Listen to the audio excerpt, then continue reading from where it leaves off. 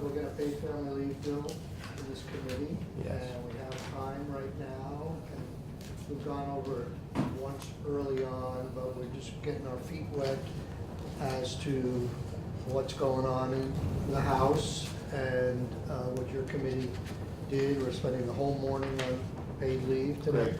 And so if you wanted to give us a 10-minute or so overview, or as long as you want. We have Damien we want to get on, and he has, time is limited, so, but I thought we'd get the gestalt general. of The general of the general? Yes, the general of the general. You've probably been called that before. No, I meant the general committee. I know what you meant. The general. I just treat it as if I no longer have a name. I'm just the chair. You follow You know, in people want to talk footsteps. to the chair.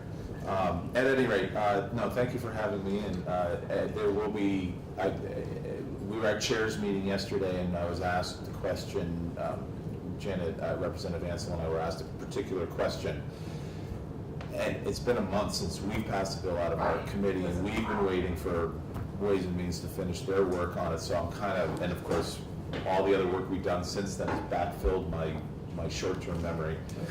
And so I was asked this question, I was like, I have to ask my attorney. So if I get anything wrong, Damien will probably nod his head behind me. And but so H107 passed out of our committee 910. We only had 10 members at the time. That was right before we had our 11th member appointed by the governor. And so we learned a lot from last biennium on this bill.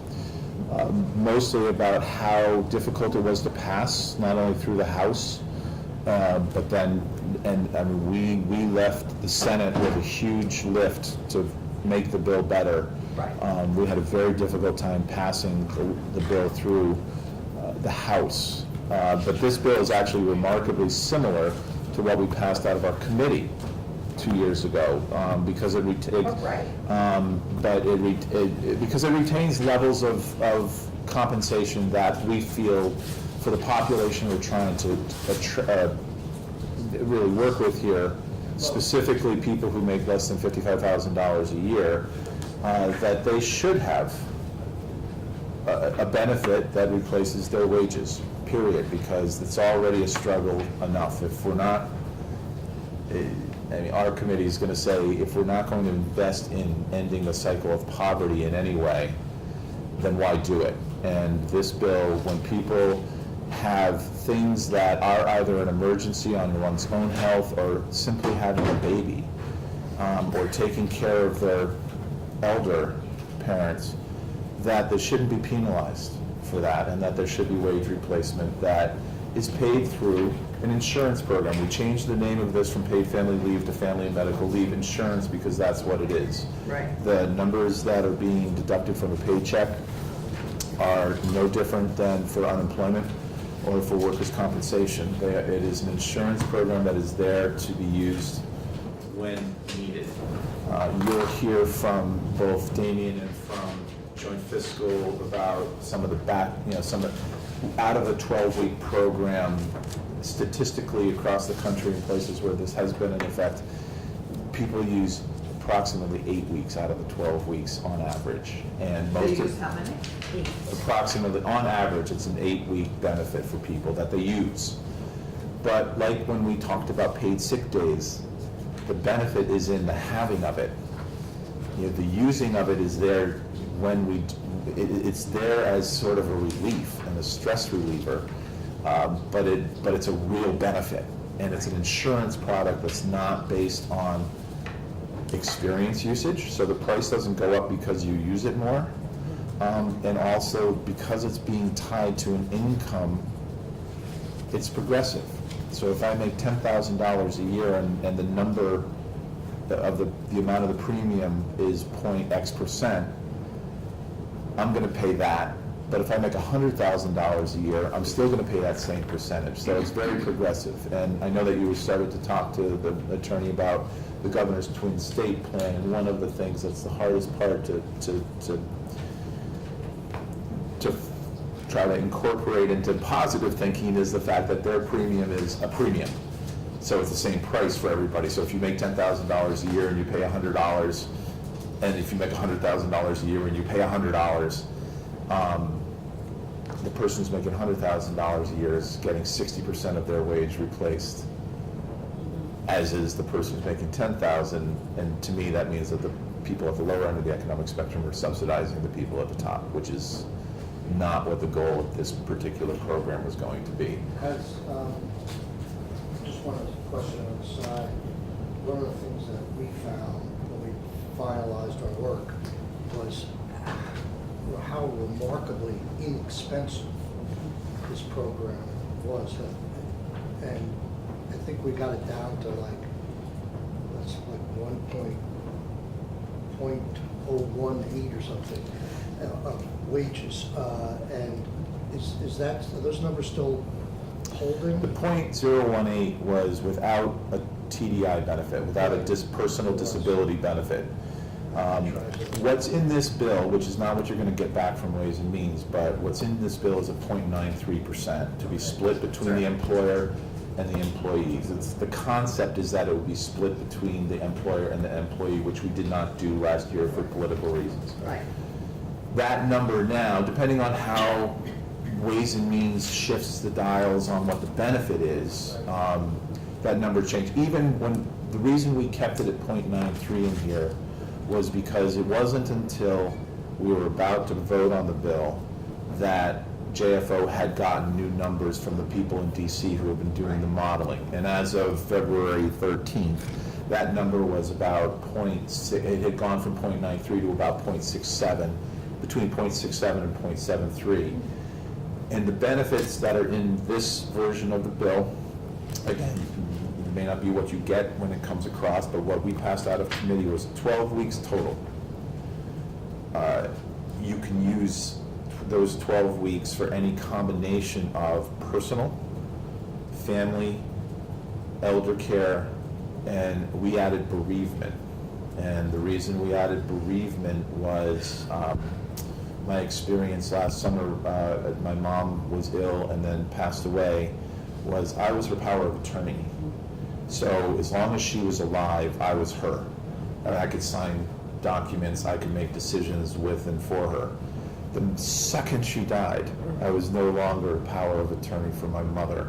And just that idea that, oh, I'm going to take elder care for my mom or my dad, and then what happens when they die? You're into planning a funeral.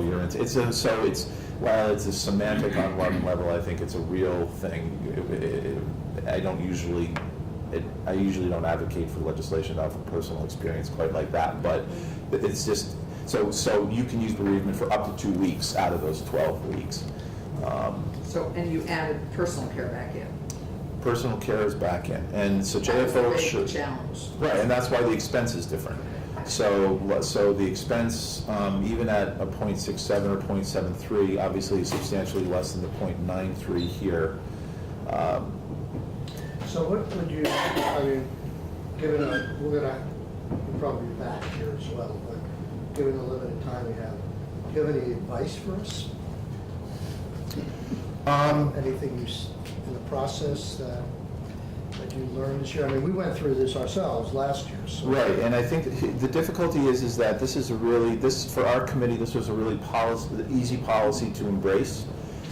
The thinking and the conversation about this in the building, both with, there's a number of people who didn't want to testify to our committee because they felt like they weren't going to get a fair hearing, which I disagree with, but they've chosen, as is their wont, to fight the battle in the Ways and Means Committee rather than in our committee. That said, almost everybody we dealt with is not as opposed to the bill as they were 2 years ago. Right. And that was an incredibly pleasant change, and it shows evolution of thinking. Sometimes it takes a few years for any bill to get to, any concept to come through and to get to this point. And so what I see in our work and then in Ways and Means is trained to look at the numbers, and we're trained to look at the policy. But what happens in this building a lot is that what starts off as a really good reason to do this, and there are countless good reasons to do this bill. Social, economic, personal, and that affect things, and you're not going to be able to get at what the positive effects are. What is it going to cost the state? How much is the state going to save if I can take 12 weeks of baby bonding and I don't have to put a kid in childcare? Well, that's a personal saving, but that's also if I'm at up to 2 times the poverty level, that's a state savings, and we can't compute that. And while I hesitate to say that this is a family policy that's going to attract people to the state, I'm less about attracting people to the state. They'll come if they want. I want to take care of the people who are here now. I know a substantial number of young people who have chosen to stay in the state. So my experience is, why do we need to attract? I know we do. I know all those reasons. We want to do it all. But this is not a policy that I want the Vermont Tourism Bureau to put on the subway cars in New York City to try to get young people to move here. That's irrelevant. It's about creating a policy for Vermonters that is going to work, especially for those of us in the sandwich generation who are taking care of elders and children. So my suggestion to you is to stay positive, to remember the positive elements of the policy. We took testimony from Rhode Island. Rhode Island has offered TDI since 1942, and everybody does it differently. Every state's doing it differently. They offer a different rate. They cap it at a certain income level of temporary disability. All right, so personal injury. They've been doing it. They offer up to like 30 weeks of personal injury, state-run, and his main, and then 4 weeks of family leave only recently.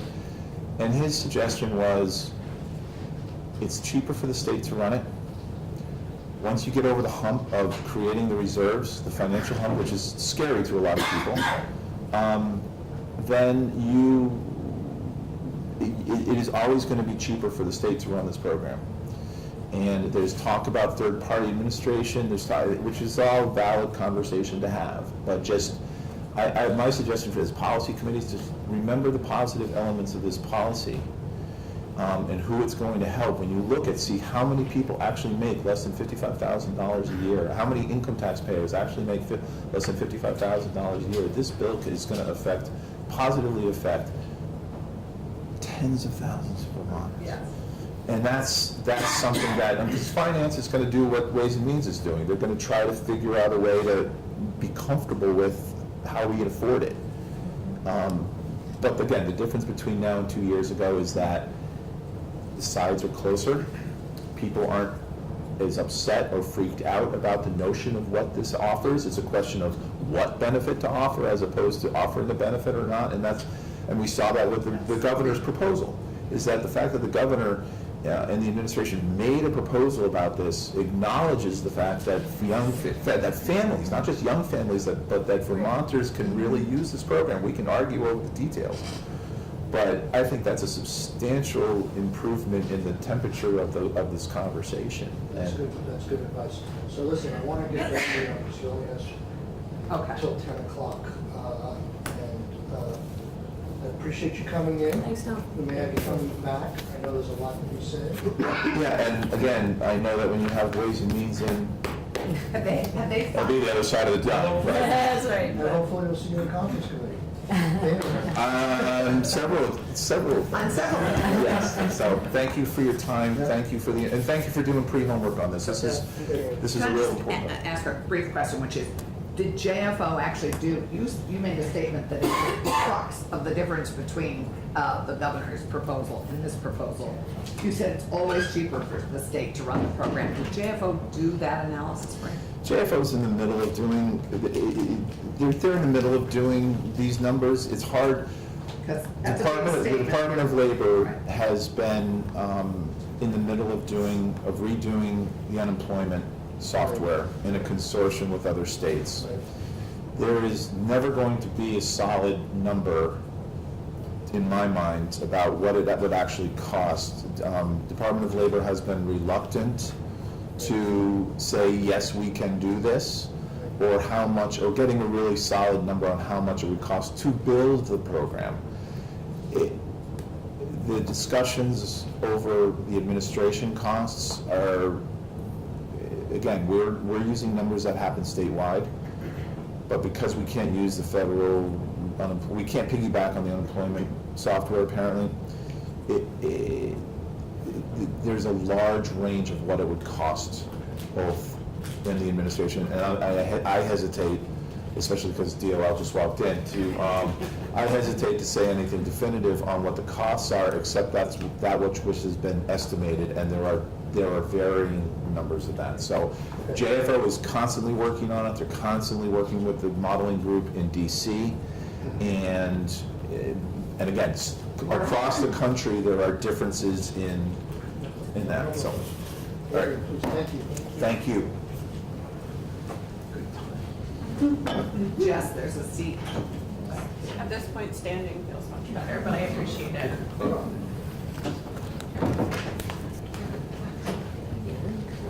Good morning. So maybe, can you give us like the 60,000-foot view of what's been happening in the house and where things are as far as you're able to tell us right now? Sure. For the record, Damian Leonard, Legislative Counsel. You've just heard a little bit about the bill that came out of House General, which was 12 weeks at 100% wage replacement, added bereavement leave for 2 weeks, and expanded the list of family members who are covered to include grandparents, grandchildren, and siblings. Yes. Did include siblings, good. So you are looking at bill as introduced, and the key is to look at the bill as recommended by House General. But let's skip forward now to House Ways and Means as we fly across the country here. And what the discussion there has been same as last biennium, paring back the benefits and looking at how to administer this and do a program that's affordable for Vermont.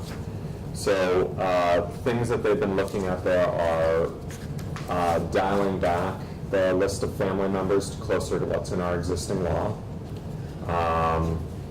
possibly taking out bereavement leave. The bill out of House General has a self-employed opt-in. Ways and Means is discussing whether or not to keep that in. And this is a little bit of a segue into the next thing I'll talk to you about, which is the bill that's currently moving in New Hampshire.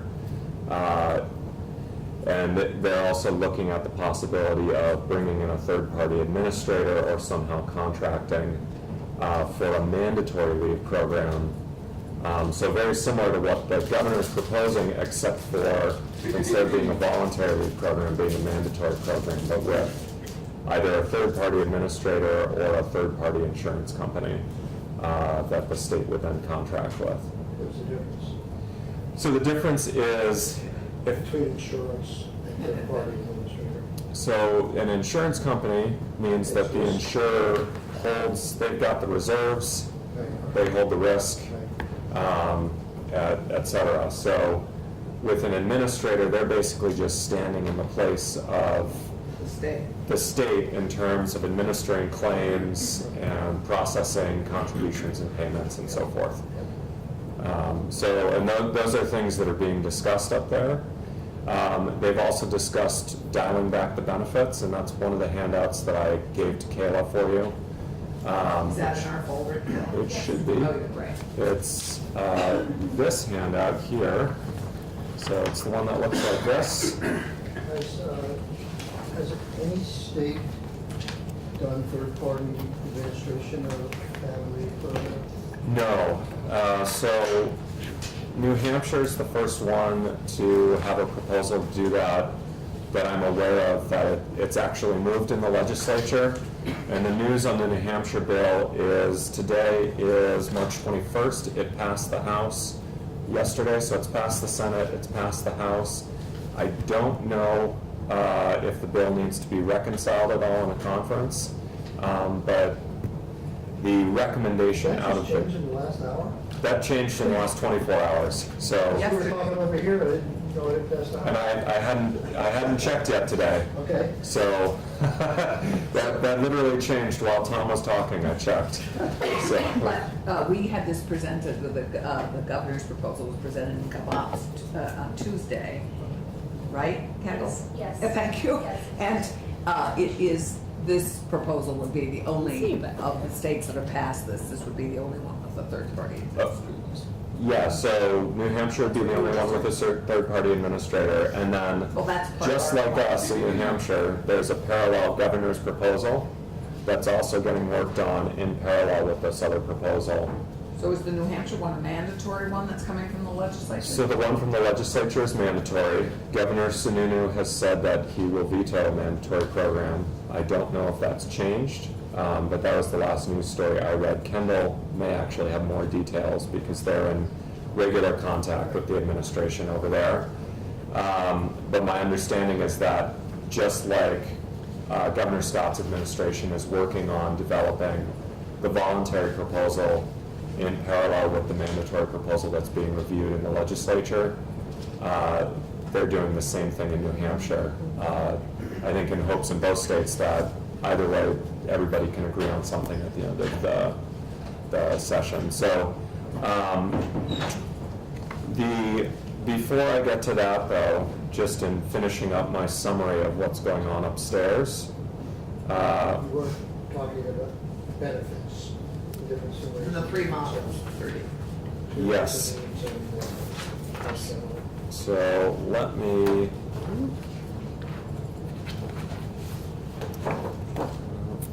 There we go.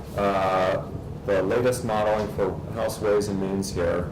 If you look at the top of these three models, this is what was sent back down to the modeler in DC. And this again is as of yesterday. You'll see that the three models that they looked at were 12 weeks for parental and bonding in all three models, but either 8 weeks for family care and own medical leave, or 9 weeks in Model 2, or 6 weeks in Model 3, so 3 different benefits. And then wage replacement is reduced in all of them as well. So 90% of Vermont livable wage for individuals earning up to the Vermont livable wage, and then 50% of any wages above that, up to 2.5 times the Vermont livable wage. So it's a little bit higher top benefit, but it's a lower curve getting there than what's in the current bill. And then Model 2 is 90% up to the livable wage, 60% above that, but only up to 2 times, which is very similar to S88, which we talked about maybe a month ago now. And S88, it's 90% and then 60% of your wages up to 2 times, and then 50% of anything above that up to an amount equal to 2 times the livable wage. So the curve's a little different, but it gets to the same top benefit. And then the final one is 80% up to the livable wage, then 60% above that, again up to 2 times.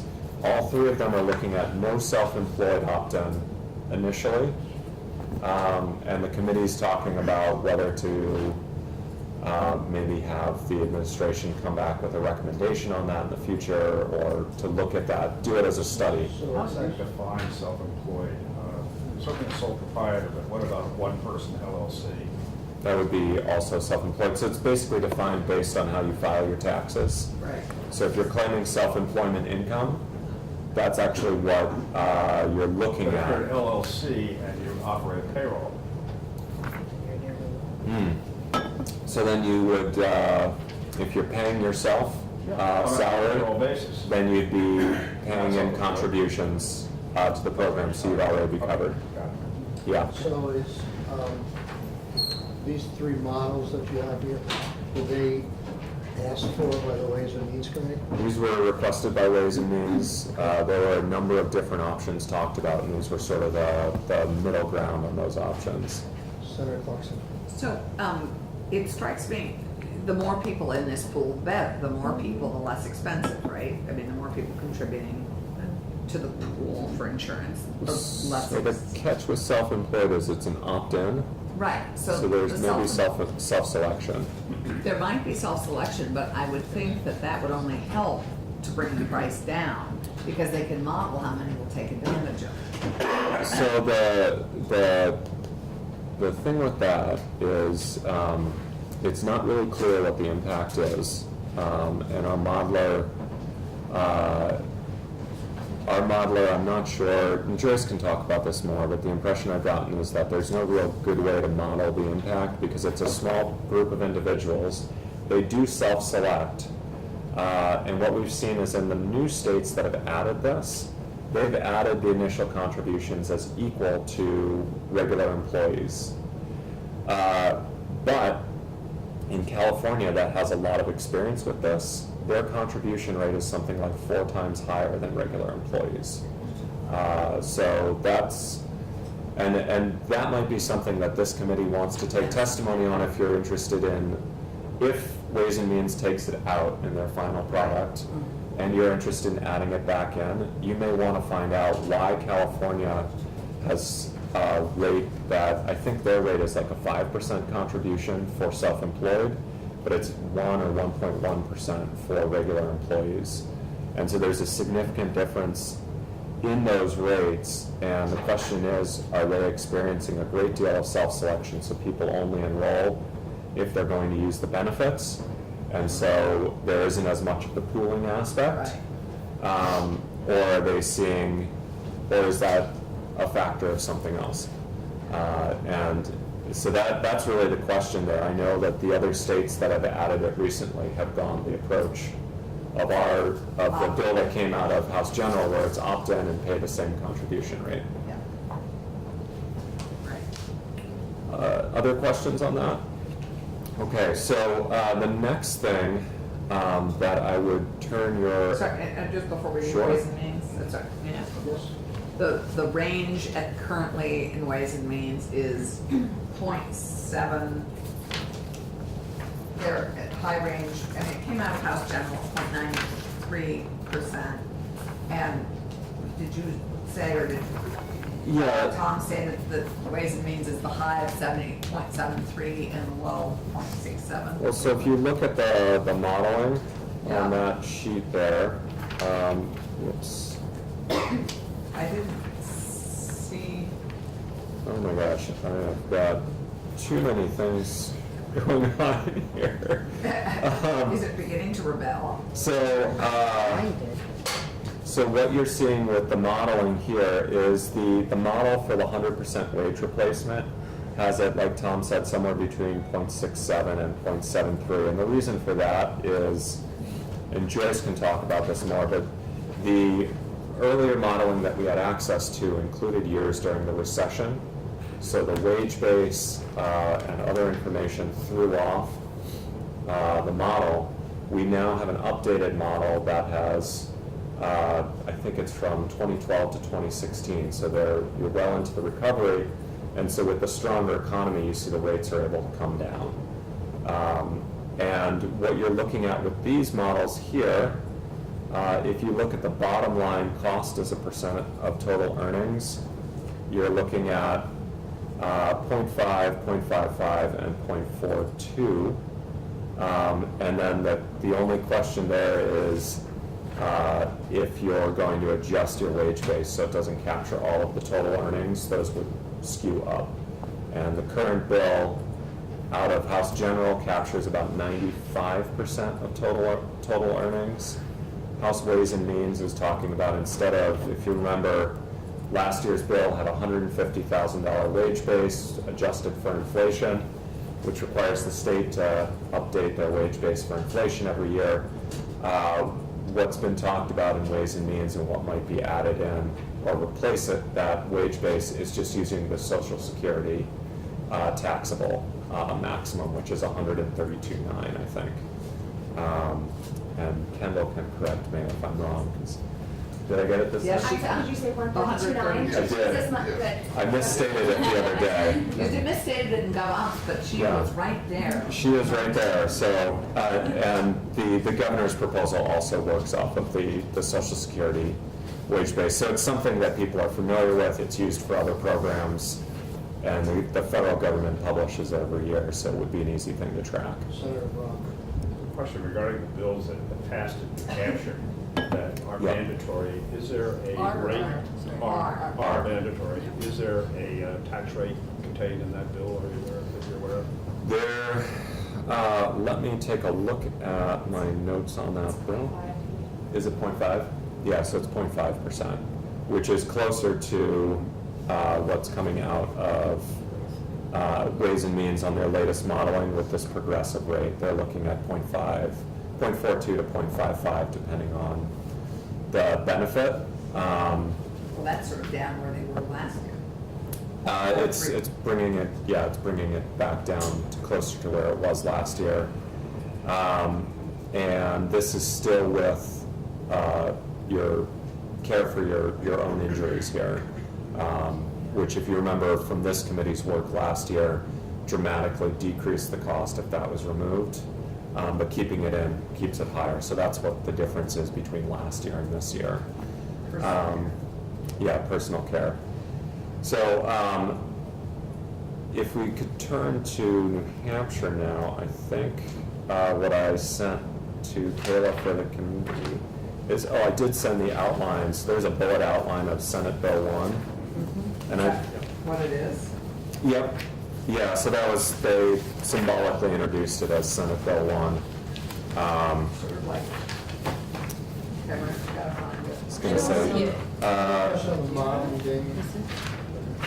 you don't have it, we can talk about this spreadsheet, which has most of the key points. Yeah, we got it. That's it. Oh, I didn't Yeah. get a copy. What does it look like, Randy? It says summary of SB. Do you have Ah. Kayla, do you have another copy? That would be great. SB1. Yep, SB1. So Damien, on these models, how I think I have everything but. easy are, I don't like, can't find the words. How easy is it to get them? Does it cost us money? Do they turn around very quickly? So they are doing it pro bono for us at this point.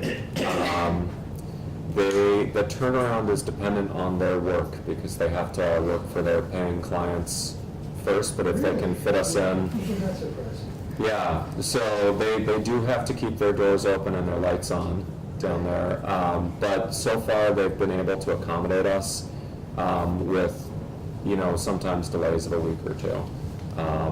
And the longest one was when they had to recalibrate the model. My understanding is that depending on the nature of the changes, sometimes it's very easy for them to rerun the numbers. Sometimes it takes more work and the delay may be longer. Joyce is the one who's been working very closely with Jeff Hayes, the modeler, and she can talk a little bit more as the committee gets interested in modeling results about what the considerations are, and then just the bottom line is we just have to remember that because they're doing it pro bono, we may not be able to get it an overnight turnaround, which we all might like. So typically, that's part of why Ways and Means has also modeled a range of options, is to get an idea of what the ballpark is as they're continuing to think about this. I can ask this of other ordinances, but I think it's the case, well, I don't want to prejudge, but what Ways and Means come out with is, last year didn't really change that much in appropriations, right? Yeah, last year's changes in appropriations were minor changes around funding the startup. Basically providing explicit language allowing the program to borrow against future receipts. So just to quickly go through what passed in New Hampshire, their program applies to the state and all private employers. Political subdivisions, so towns and counties, can opt in if the benefits under the statewide program are at least as generous as the benefits that they already provide to their employees. So in other words, they're not allowed to water down their benefits. I'm not sure why that got in there, but apparently that was an issue in New Hampshire. And then Could you say that one more time? So It's mandatory for the state and private employers. It is an opt-in program for municipalities and other political subdivisions of the state. And they're only allowed to opt in if the statewide program benefits are at least as generous or more generous than what they already offer their employees, and their collective bargaining units, if they have one, ratify the choice to opt in. But they can choose not to have any coverage for their employees. They could. Local control. That is weird. They made it mandatory for state, but not for municipal or county employees? But yes, so, and that is a New Hampshire thing that I couldn't explain to you. Well, there's lots about New Hampshire we can't explain. But, you know, like, how do they function?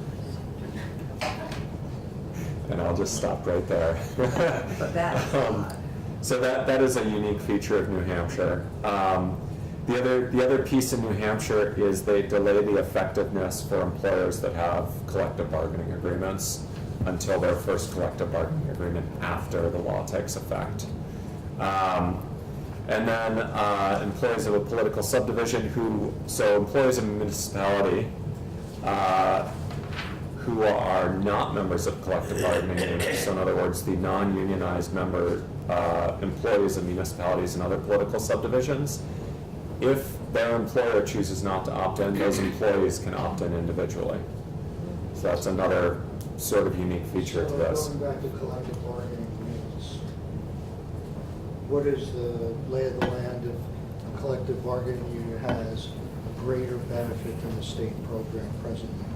So one thing we could do is, What does New Hampshire do for that situation? so New Hampshire in that situation said you can't water down your collective bargaining agreement, but they Beyond the could. municipal, for non-governmental unions? So I would actually have to look at, I'd have to look at for private employers. I think because they're not allowed to, because the law doesn't apply to them until their next collective bargaining agreement, it basically means that they'll be able to collectively bargain around the benefits and whether to supplement the state program or negotiate for better wages if they're going to lose benefits or something like that. So, but I would have to look closer at the New Hampshire bill, but I believe that that's the idea there is because you're delaying effectiveness, they can bargain the impact of the new law on the collective bargaining agreement. So just a couple other highlights from New Hampshire. They cover grandparents, which is something that our existing unpaid leave law does not cover. It covers leave for parents and parents-in-law, but not for grandparents. So that's something to consider. The covered reasons for leave include the military leave that Massachusetts has. Contribution rate is 0.5%, as Kendall mentioned. And then there is an option for employers to opt out of the state program by providing their own coverage through self-insurance, an employee benefits program, purchasing private insurance, or some combination of those. So that's an interesting feature of New Hampshire. And then the other thing is contributions. Who pays the contributions is the employer's option. So contributions default to the employee, but the employer can opt to pay as much as they want. So it allows employers to differentiate themselves. And then leave is 12 weeks a year. Benefits are up to 60% of the employee's average weekly wage with a maximum weekly benefit of $896.75 and a minimum benefit of $125. Employees have to provide 30 days notice for all planned leaves. So it And looks like by the bullet that says 4 out of the last 5 complete Cal's course, it looks like the UI division is involved in the administration. so they're using their UI law as the basis for how claims and appeals and benefit payments are all processed. So they basically do a wholesale application by cross-reference. That's what we did, benefits paid by the tax department. It's similar to what we did. Theirs is even simpler from a language standpoint, in that it just says the provisions of RSA X to Y shall apply to the processing and et cetera, et cetera, et cetera. And then the question is, who's going to have to carry out those laws? Is it the third-party administrator or the state? And we'll get to that in just a second.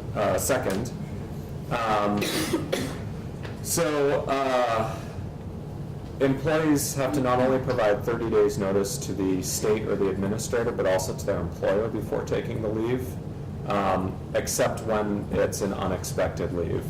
So premature birth, car accident. That's okay.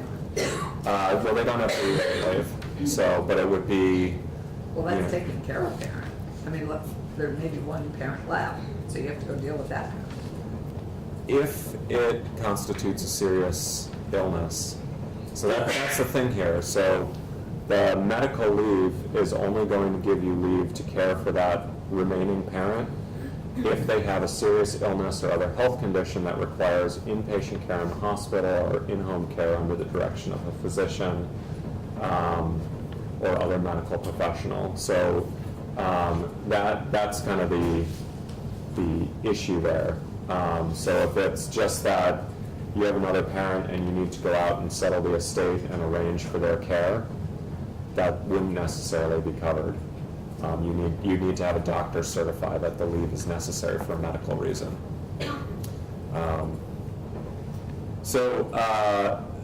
They extend job protection to employers with 20 or more employees, which is different than their existing law, which follows the federal law at 50 or more. What's the House up to in that regard? House is still at where we were last year, 10 or more employees working an average of 30 hours a week. So it's the more protective of the two job protection standards in our existing law. Did the provision of the next available job survive last year? I can't remember. That did survive. But it hasn't survived in the House? That did survive through House General. I don't know what House Ways and Means is going to do with that. The eligibility, so they do kind of a dual piece. So you have to have paid contributions for at least 6 months, and you have to have earned a certain minimum amount of wages, which is the equivalent of 1,040 hours times New Hampshire's minimum wage. Same as what we're actually doing in the current versions of the bills. But their requirement of requiring contributions for at least 6 months means that provided you earn the minimum, provided you're earning minimum wage and work at least 1,040 hours in those 6 months, everyone's on the same status regardless of what your income level is. Right.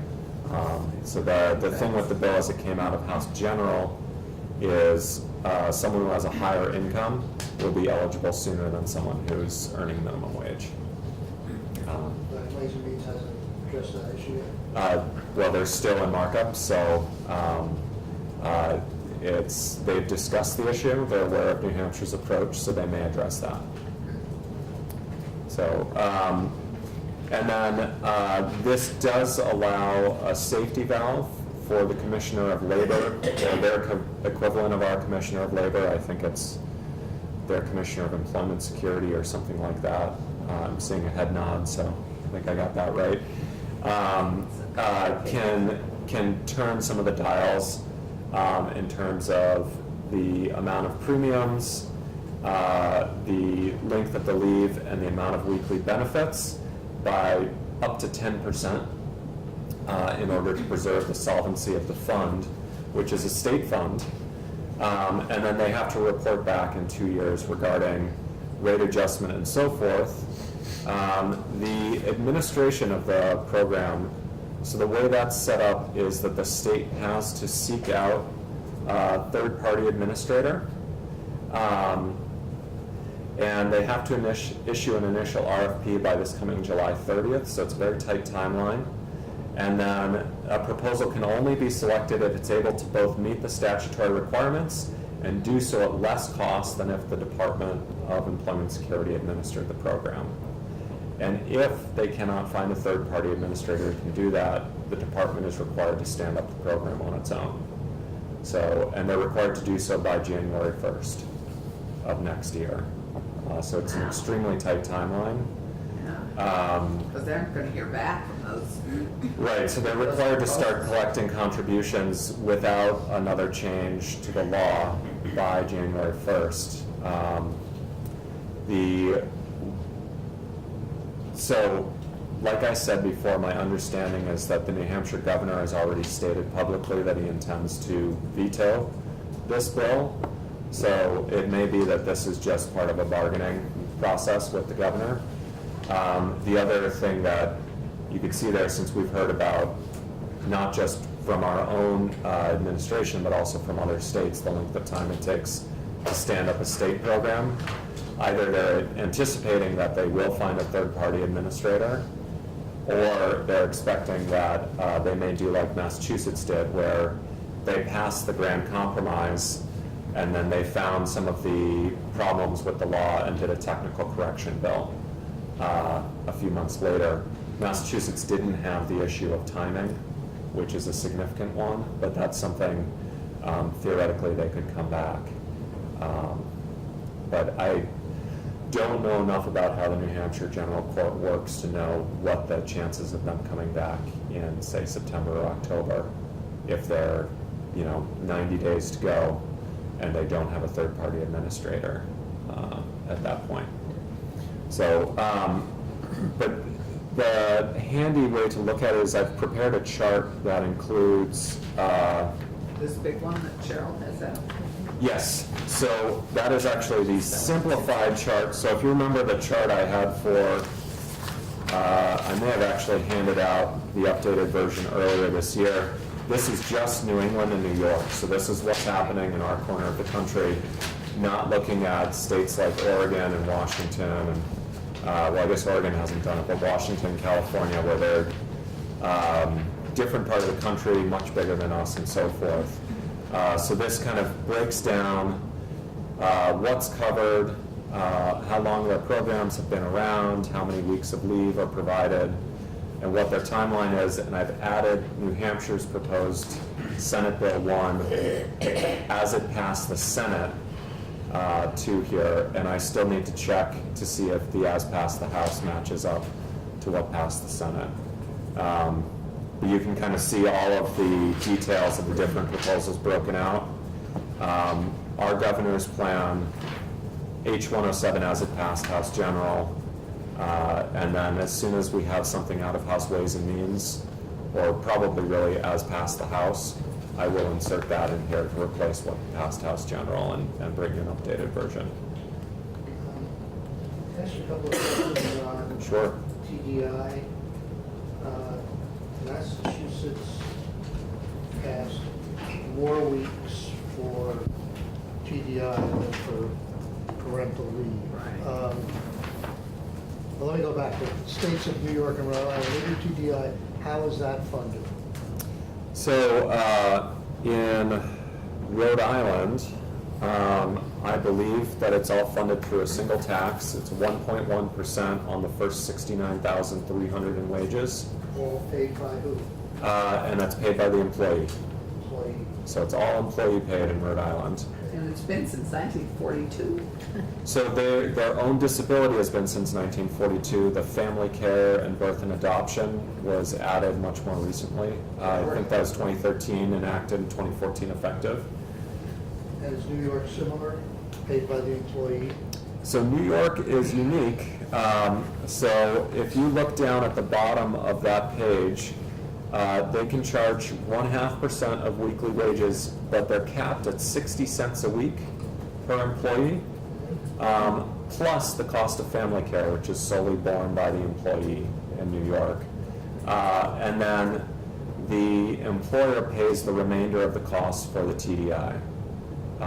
But New York also sets it up so that they have 25 private insurers in their market, And if you provide workers' comp in New York, you're required by law to provide these other types of insurance. And so as an employer, you have the option of purchasing from one of these private insurance companies and just getting it basically as a rider on your workers' comp.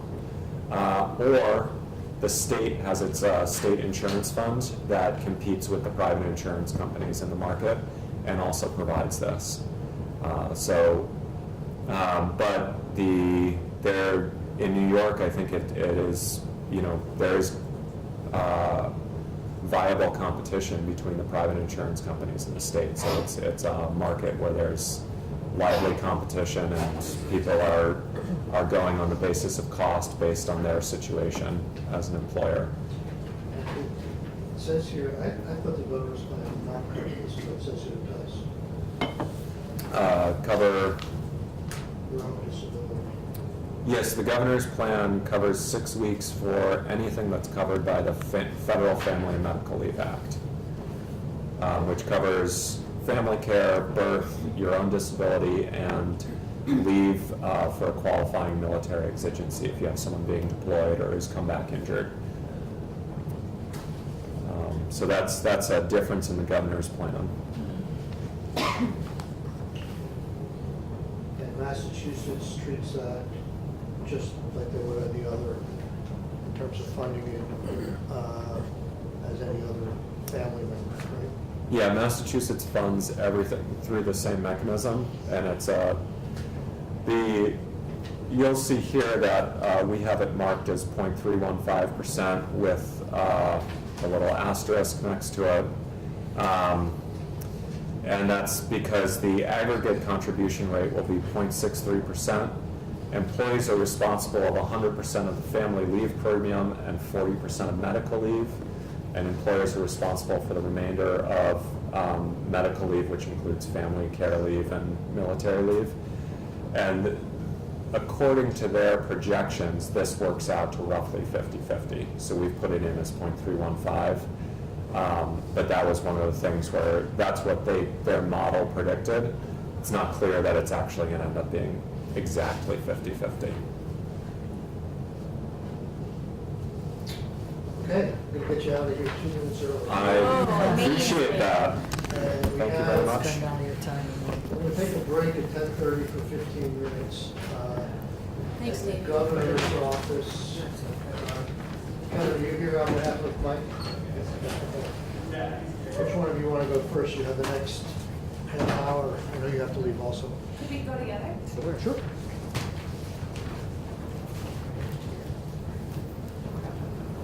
I'm a lucky recipient of this presentation twice.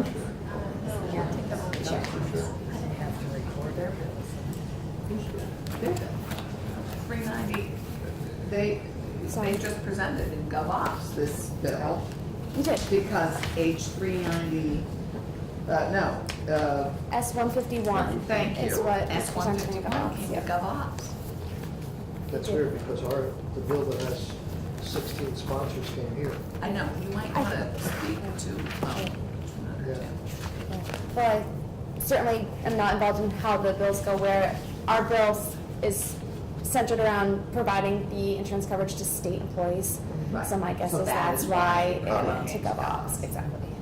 but I am Yeah. a lucky beneficiary of getting to hear your presentation twice, which Liaison. means I should be able to tell me. Would you like to join us? Or at least be able to present. What are you saying? Understand what will happen if you do that? So, thank you for the invitation to come back this morning. I think we were last year at the end of January. For the record, Kendall Smith, Governor Scott's office, and Kevin Gaffney, Deputy Commissioner of Insurance, In case you weren't DFR. here at the DFR. beginning, this is really an overview of what's been happening in the Sure. session. This is Yep. we'll definitely have you back. Yes. many times. thank you. So we do have some updates since the last time we were here. If anyone wants me to give a quick high-level run overview again of the governor's proposal, I can do that. Otherwise, we'll jump right into our Why updates. don't you do the overview? Okay. Just 5 minutes. Sure.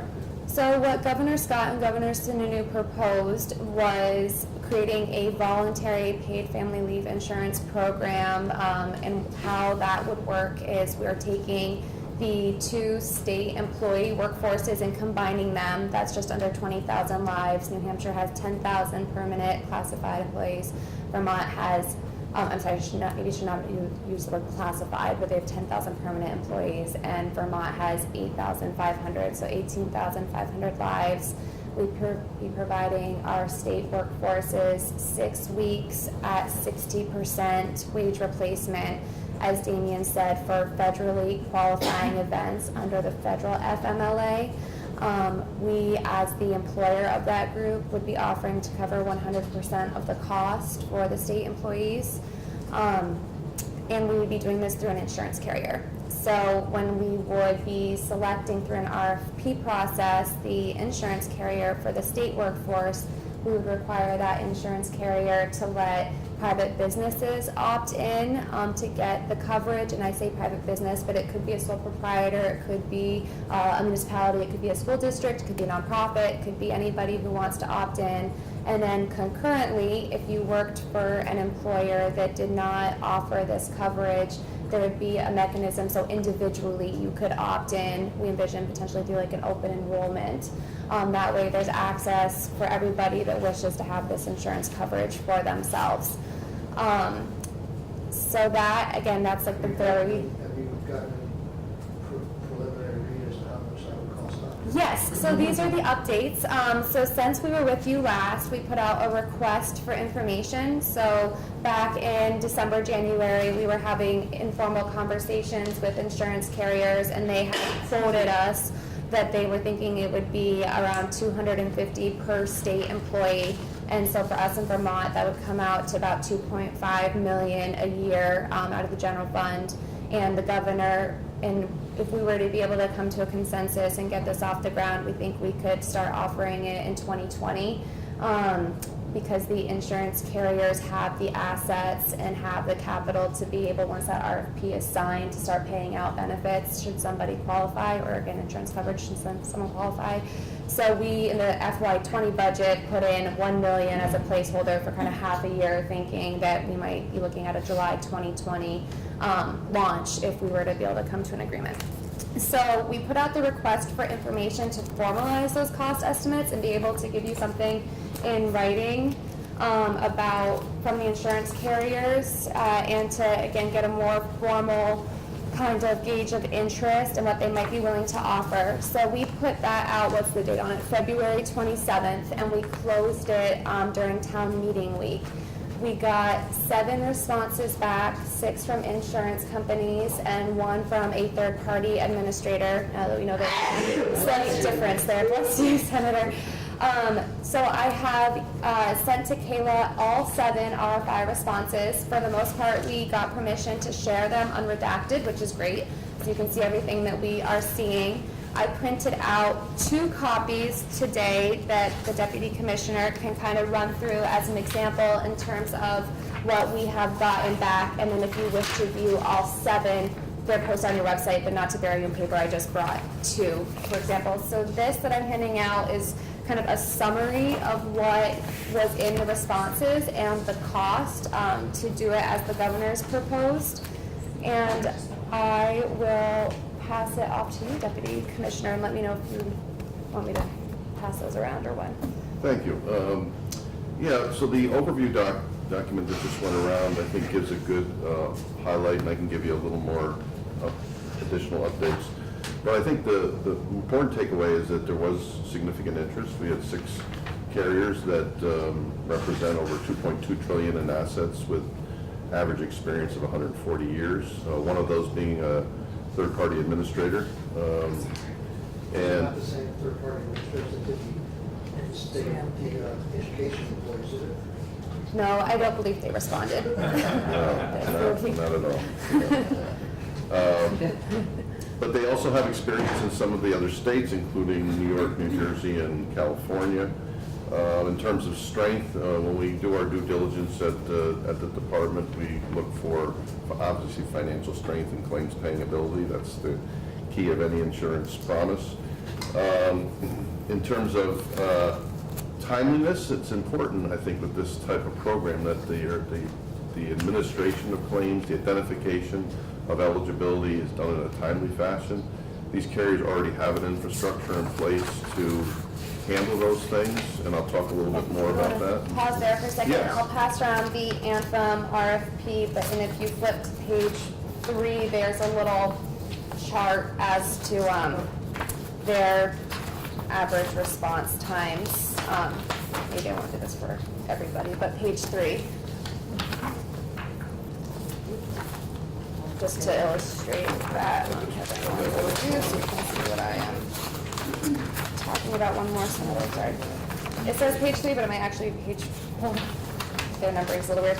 So I will highlight on this, you see it says state of New Hampshire is because it was a joint RFP with New Hampshire. So some insurance carriers replied just to New Hampshire, some just to Vermont, some to both.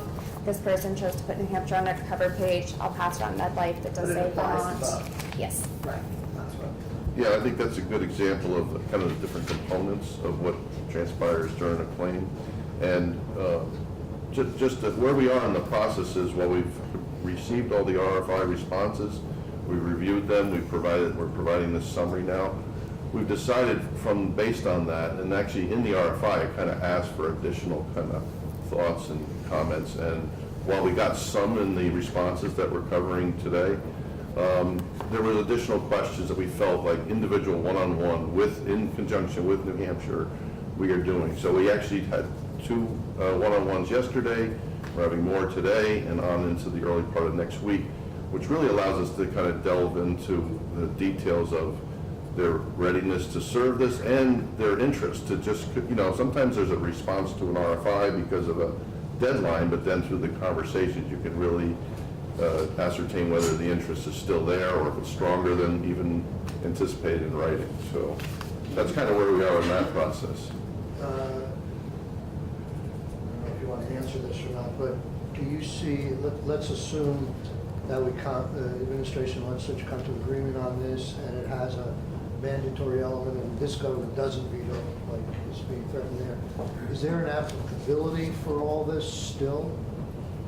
Yes. In terms of a third-party administrator or something? Yes, you could use a third-party administrator or an insurance carrier in a mandatory program. I think Damien maybe talked about New York a little bit, but New York's program is run through, I think they have 26 insurance carriers, but And 3 that's insurance one of carriers. the things that New Hampshire allowed, Yes, in there. but in a default way, if you couldn't save any money, Yeah. then you go back to the state.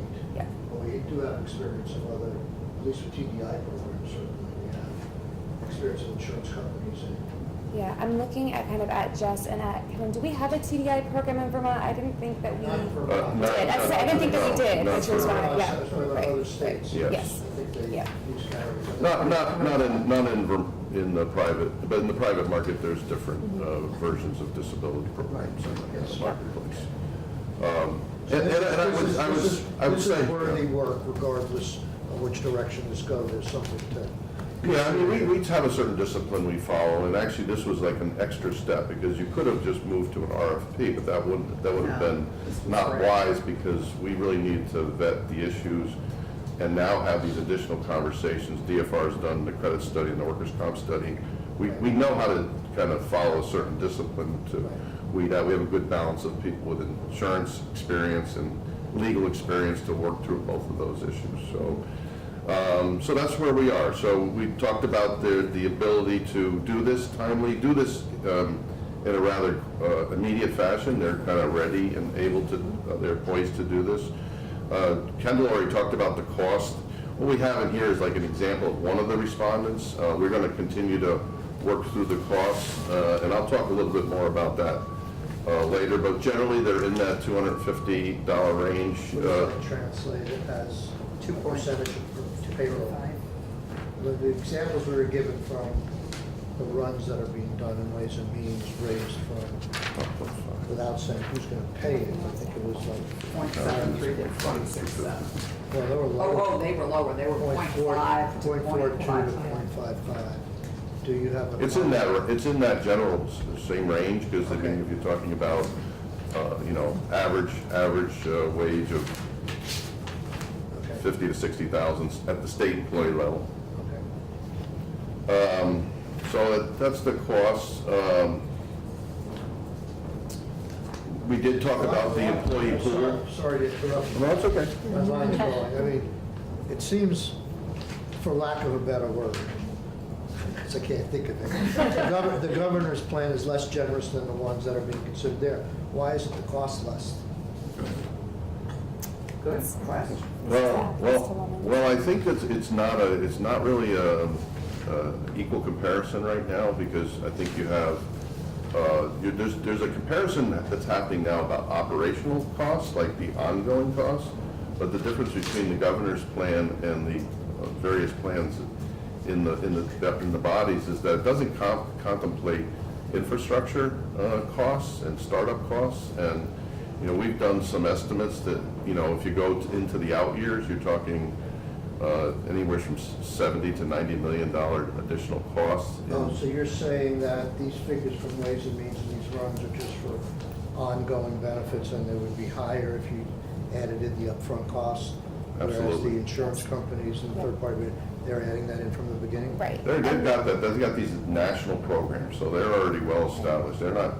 They're not turning on any additional IT levers. They're already in place. And we are having conversations with ongoing, very productive, good conversations with JFO to when they come out with like a final modeling spreadsheet that we'll hopefully have some level of consensus on.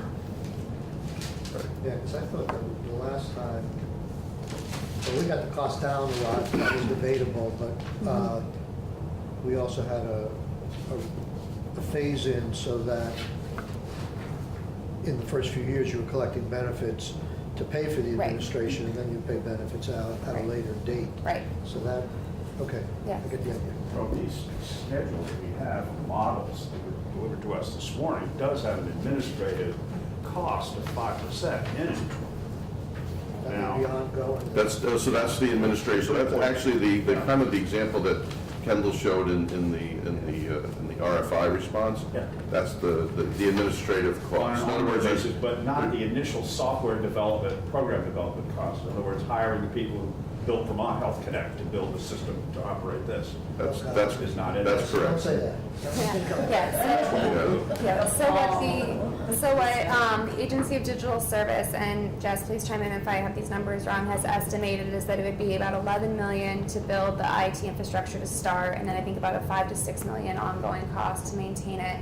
And then VDOL would need about 60 new employees to administer it. DC, who does have a similar How many? 60. Zero. 60. So DC, who has a similar would have a similar population in their pool, is on target to hire 124 people to administer it. So it's not, again, we're not coming up with numbers that are not similar to what other states, if you pull how many staff other states have hired to be able to run their programs, we're in that ballpark. I mean, again, DC is 124, VDOL's thinking maybe 60.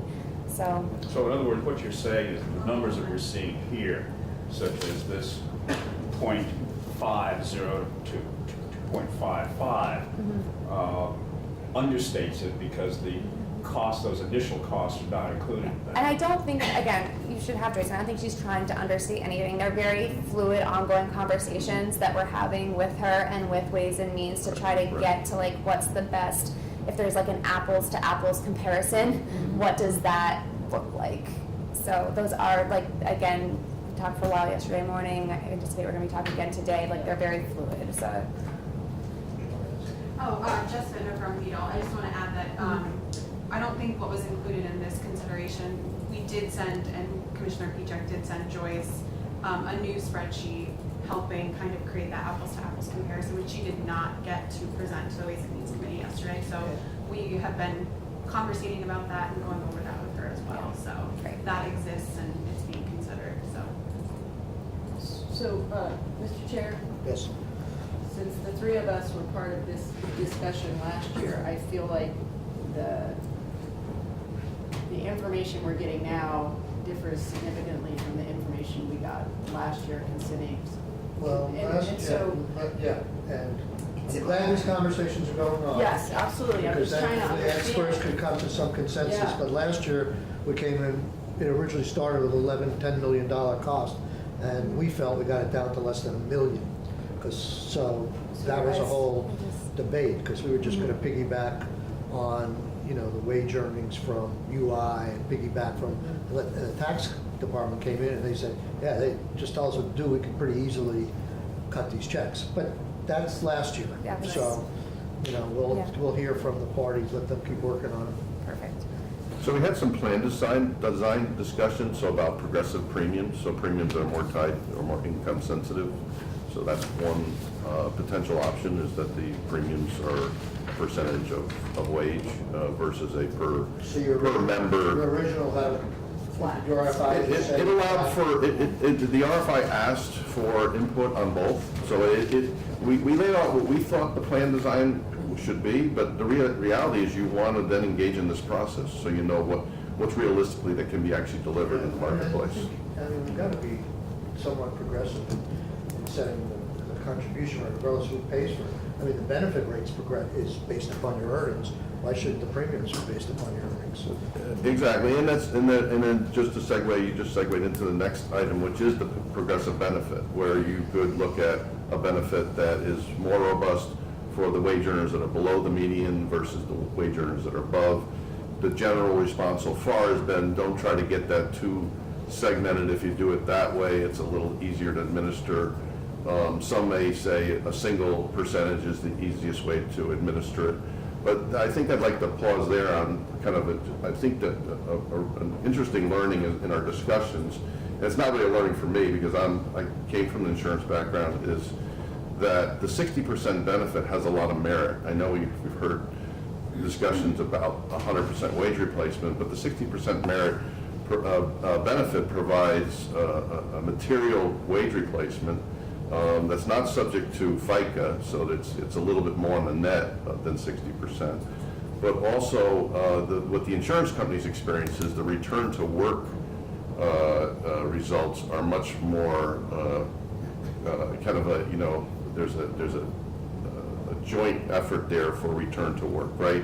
You're not going to be incented to push That's out. fine. You know, I appreciate the comment, but I don't think we want to get that granular right now. Right, defining one thing right. over another. But it is convention in the disability market that you have generally a 60% benefit. There's no disability products that have 100% wage replacement. And then in terms of administration and what these carriers can do in terms of group size, you can go down to groups of 2 or 3.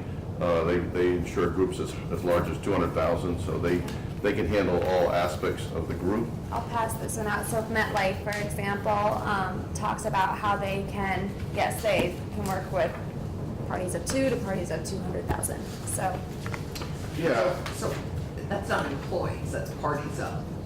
so what So they're what's saying it- is that I'm sorry, it could be. ignorance, but what- No, no problem. So what they're trying to illustrate is that they would likely be equipped to help with the individual enrollment if just the one person enrolling, or if you're a business of 2, or if you're a business of 200,000, if you were opting in. Got it. Yep. Got it. And I guess that's a good segue to the next item, which is adverse selection. Where the discussion on that is typically in the employer that would not opt in with 100% employee participation, or not at all. If an employer chose not to participate, an individual employee that worked for that employer could then get access to the market. And of course, there is some potential self-selection there. So the cost for those plans could be higher. We have had initial discussions about what kind of mechanism we would use for the non-group, either the sole proprietors or individuals for employers that don't opt in, and we could affect some pooling mechanisms to do that in a more cost-efficient way. Has there been any discussion about requiring an employer match for the employee that wants to opt in? No.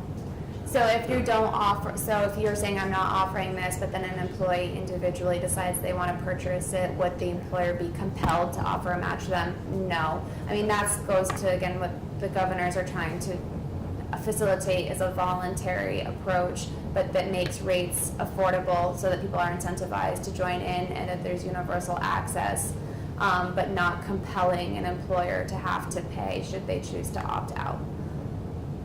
Okay, well, And I think there could be a hybrid model there. Yeah. But Well, there's other mitigators for adverse selection, so there's plan design mitigators, like having a very kind of narrow open enrollment period, having an elimination period, or waiting periods. These are all different levers that the carrier would, could do in a plan design for a particular employer to mitigate costs. So maybe there's the standard plan, and if they want to mitigate costs, they could create a plan design that could lower costs even further, or perhaps get the cost for a small group down to the equal to the state rate. And the other feedback we're getting so far in the plan, it's voluntary, and it's voluntary in terms of participation rate. It's That's one- voluntary for people who choose to voluntary opt for in. employers Right. to opt in, but it's also voluntary in terms of how many of their employees participate. As it's kind of laid out in the RFI. The early feedback we're getting is that the cost will be impacted when participation is less than 100%. Right. Which Because is you what I just, was trying to get at earlier. it's with the really, self-employed. right, and it's really actually a more significant, I think, plan design to mitigate adverse selection than the size of the group itself. Even down to groups of 20, at 100% participation, they can forecast experience similar to a larger group, as long as there's 100% participation. When you get to a real small group, it's more volatile, because you could have an individual with a group of 5, where it has more impact to the actual how results. does voluntary work? Let's say you have a business of 15 employees. Who makes the choice as to whether, on a voluntary basis, of whether to participate or not? So imagine like vision and dental.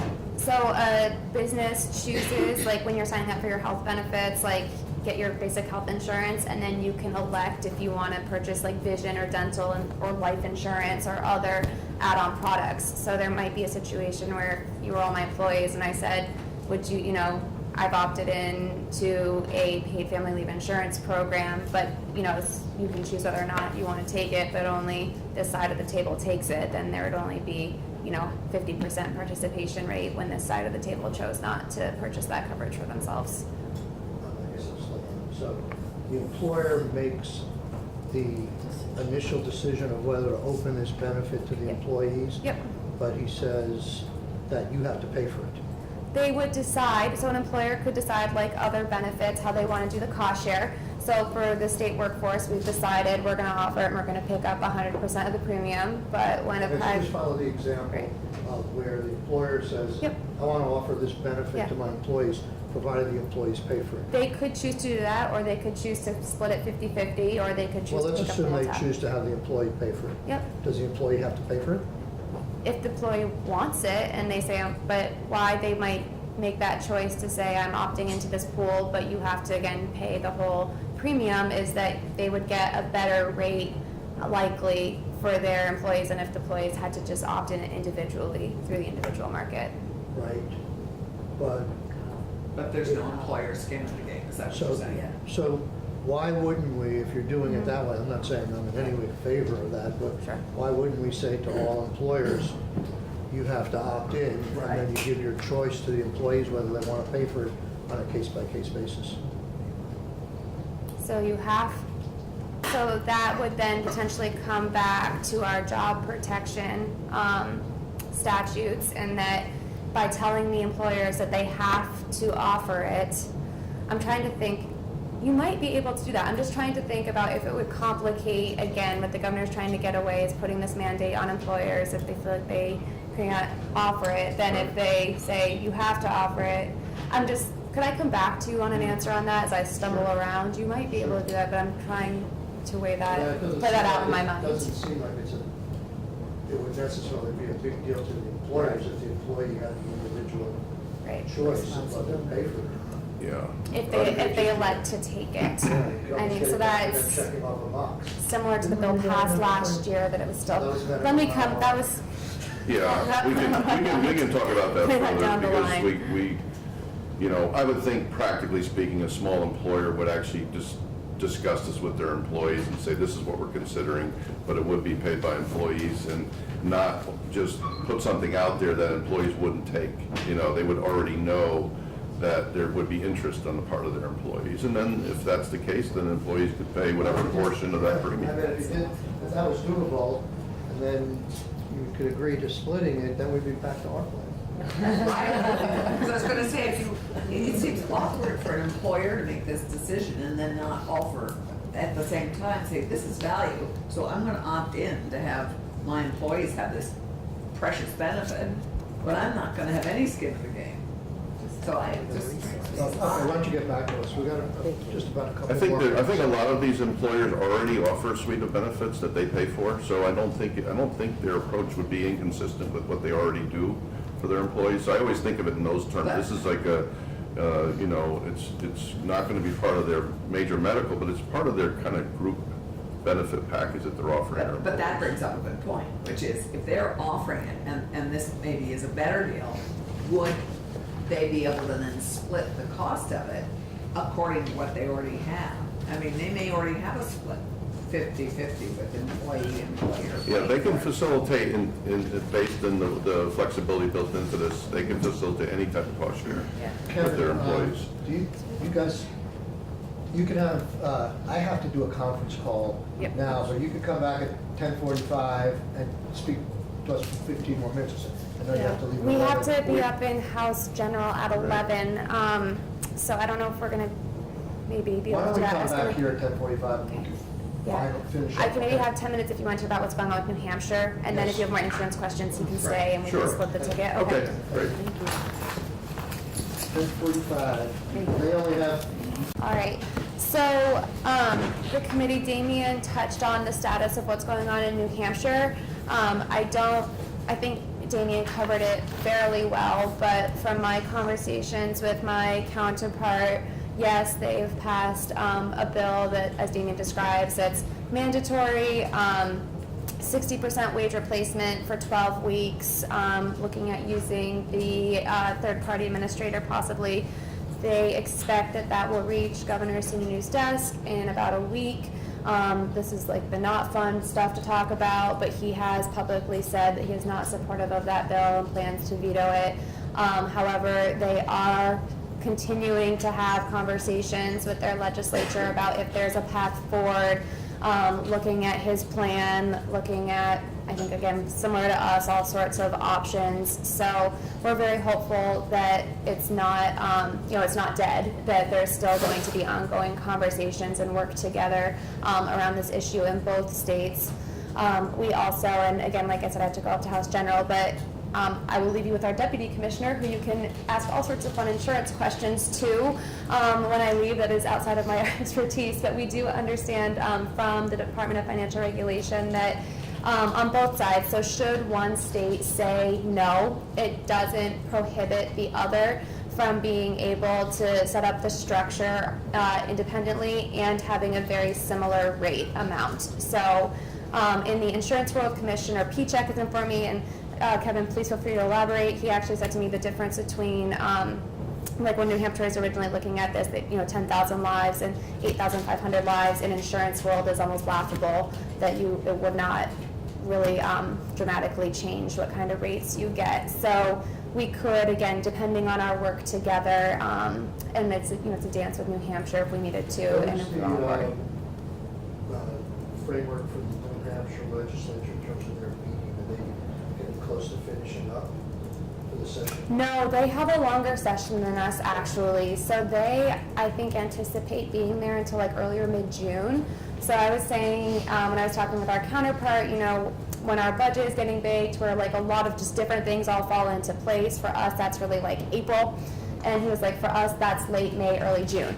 And I was like, well, that's interesting in terms of staying on a similar path. Right. So they will be there a little longer than we will. So we've really been like I'm like constantly contacting them, like, how's it going? And they're like, we have much more time than you do. And you're like, I know. Exactly. So, yep, so they are on a slower timeline. Sorry, all my stuff over there. No, I think Commissioner Pichek's gonna be upstairs, so Let me know. I can leave you behind. That's fine. All right, so if it's Is there anything, so you want to go, but you can stay? correct, Okay. we'll divide and, share our time, if Thank you that's very okay. much. Thank you all. We'll see before you. Yes, and if you have any questions, you know where to find me. The stuff you provided is very helpful. So, Kevin, what else would you like to share with us in an overview? Yeah, I think, just to finish out where we are in the process, I think we're going to be working with the Department of Labor and maybe other sources I have to really provide more demographic information for the RFI respondents. And I would say, just think of it in these terms. When a carrier can more precisely estimate their exposure, understand their exposure, they can price it more appropriately, and oftentimes price it lower, because the more you know about what the promise is, the better you can price it more competitively. So we're going to do our due diligence to provide additional demographic data. We have probably a lot in the state government side, but we also have a lot through either the Bureau of Labor Statistics and those type of sources where we can provide the carriers with more. So you've done an RFI, you're doing one-on-one with these insurance companies to get more. It's the kind of the continuation of the RFI process, So what right? happens, which is probably likely to happen, as we all know, is that the House will pass a non-voluntary program, and it's been said that insurance companies still might be interested in running that mandatory program. Is there a way to get, or are you intending to get feedback on what the House passes, or is that not going to be? Well, I think where we are in the process, it could be that we're not really going to be through I don't think we'll be through the RFP process before Is there an the end of the RFP, set. is the RFP out now? The RFP is not out, so we want to have these individual conversations, because again, we want to make sure that because it's much more structured than RFP, it's kind of, you have a certain structure, you have a sealed bid process, and there is an opportunity for back and forth. So we want to get it right, the RFP. So that's why the RFI is instructive to frame out what we want in the RFP. So we're not there yet. Can the RFP be made flexible enough to look at various models? Because you're not going to have an answer what this looks like until the beginning of May. Yeah, so that's one of the things we're actually discussing. Do we lay out alternative A, B in the response? But yeah, I think those are all the considerations right now. But I think the more information we can provide, either in the RFP, or in advance of the RFP in terms of demographic data, we want to do that so that the respondents come with really a more precise product. And I think the more precise we are, the more opportunity we have to lower costs.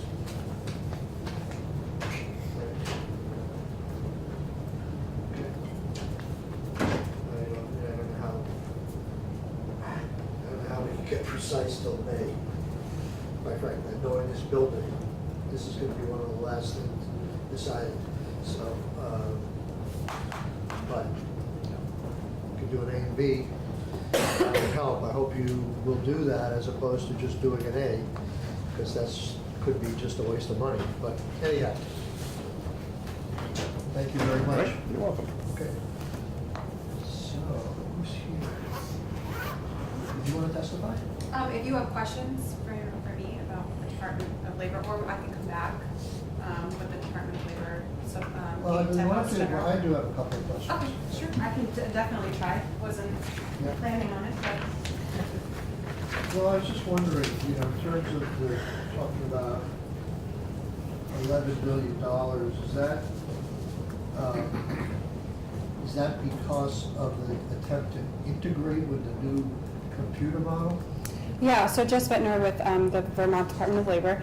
I believe it was 11.3 million, and that was an estimate given by the Agency of Digital Services. That is not assuming that we would be able to integrate with the UI system. So that is a new system building, I think over 3 years, a new IT system. And have you firmly decided that, is it because of the other states that you can't integrate it, or is it because it's too far down the road, or? Yeah, great question.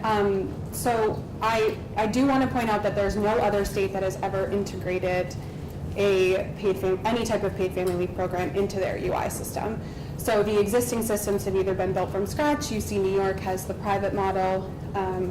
All other states have integrated into their TDI systems, and obviously Vermont does not have one. It has not been firmly decided that we cannot do it. At this point, in this juncture where we are in upgrading our UI system, we just don't know if it's going to be possible. So the federal government is paying the entire price tag of that upgrade for the Department of Labor and the consortium that we're a part of. So I think Cameron explained a little bit either here, I think he explained a little bit here, Cameron Wood, our UI director, that any changes that need to be made to that consortium delay the go live date for other states, which because we're in that consortium, we do not have the ability to do. So in the future, we're not ruling out that it's not a possibility. It would have to be completely state funded, and it is not a federal piece of that program. Unfortunately, it would be almost impossible for us to estimate the cost right now. We do have a go live date that is in fluctuation, but it is hopefully early or late next spring 2020. So we could potentially come back with a better answer as to whether or not they could be built together at that time. So one of the things that it would be helpful to get back from you. Sure. And it's not urgent, but within a week or two. We spent a lot of time on this last year, and we kept going back and forth with the department, changing the bills to issues that were being raised by Cameron and others. But we were striving to make it as administratively simple as possible Right. for the tax department and you guys, tax department issuing the checks and you guys using your eligibility determination. We try to make the eligibility determination very easy. So it would be helpful to get a preliminary analysis of why you think the bill that passed out of this committee last year would still cost $11 million, or would cost Okay. something less, sure, and why? sure. So you'd like Because we tried to bring the cost down, and we did, we thought dramatically, without losing the proprietary or the credible nature of the screening processes and stuff like that. But we left some things out, we modified certain things to try and make it less expensive. And I just have this nagging sensation that $11 million may be this bells and whistles system that we may not need. So do you get what I'm asking? Sure, so I think what I'm hearing is that you'd like an updated analysis, because I will say that it's my recollection that the bill that left this committee and the IT structure and the administrative structure, I don't think the Department of Labor was on consensus that what was in the bill was exactly what we would need to be able to administer a program. But I would be happy to go back So and, that's what I'm after. yeah, sure. What that would cost, and Sure. what you think is lacking. Sure. Why that wouldn't be effective, and how much that would get. Specifically to last year's bill. What- Well, or actually specifically the bill that left this committee, I think it may be the same. Last year, sorry, okay, sure, I think it may be the same to the one we signed, but. sure. Because I think the House just acceded to our bill at the end. And if it's helpful, I can also send you the updated analysis and spreadsheets from the Department of Labor and the Agency of Digital Services that I helped create for the House General Committee as well. Because we did provide those to Joyce and the House General Committee in Ways and Means. So I can forward you just a suite of everything so you can take a look at those. Great. Good. Thanks. Ashley.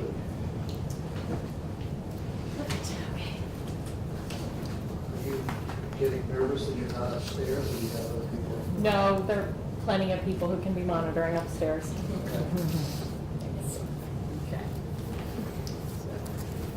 And feel free, even though we've been focusing on what's been happening, I'd like to hear from your perspective.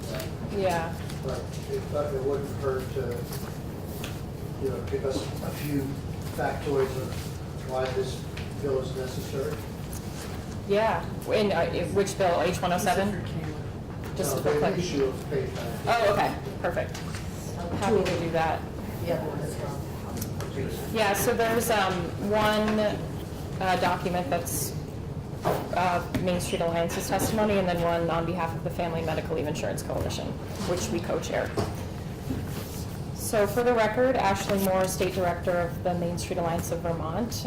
For those of you who might not be familiar, Main Street Alliance of Vermont is a statewide organization. We have around 700 small business owner members statewide. We've been around since 2014 in Vermont. We are part of a national network. And really what our mission is to elevate the voices of small business owners on important policy issues in Vermont.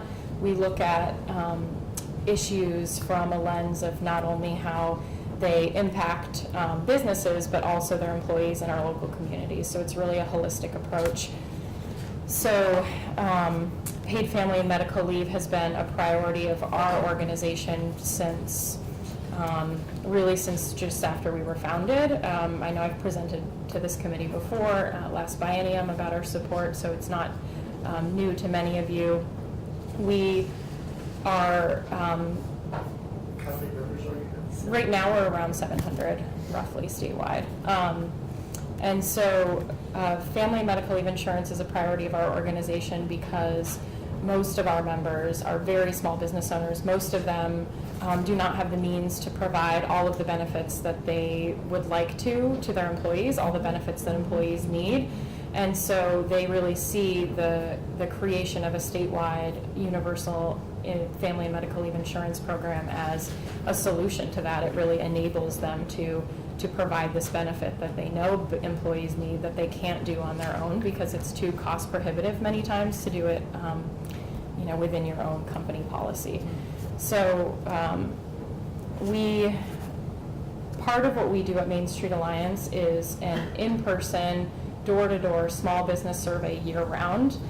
It's not a member survey, which is fairly unique to a lot of business organizations. We do the survey really with the intention to get a temperature check from business owners on different policy issues, hear from them about things that they're interested in or concerned about or very supportive of. And so I compiled a little bit of data from the last 3 years of our survey results specific to paid family and medical leave. So we had a staff member go door to door and talk to business owners about the paid family leave initiative that was happening in Vermont, what their thoughts were about that in general, if they were supportive, if they were not, how they would recommend that it be funded.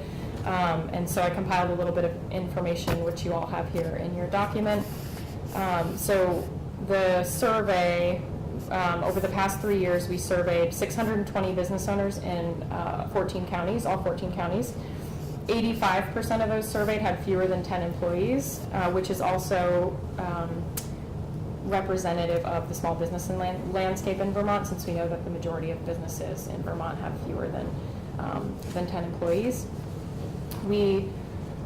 Of those surveyed, the majority were retail, which I don't think is a surprise to anyone. If you go down most main streets in Vermont, the majority of businesses are retail. We don't just focus on main streets, but that is generally the hub of businesses in most towns across the state. And you can hit more at one time. And you can hit more at one time, yes, definitely. So from our survey findings, 70% of those surveyed indicated that they would support efforts to establish a state-run family and medical leave insurance program.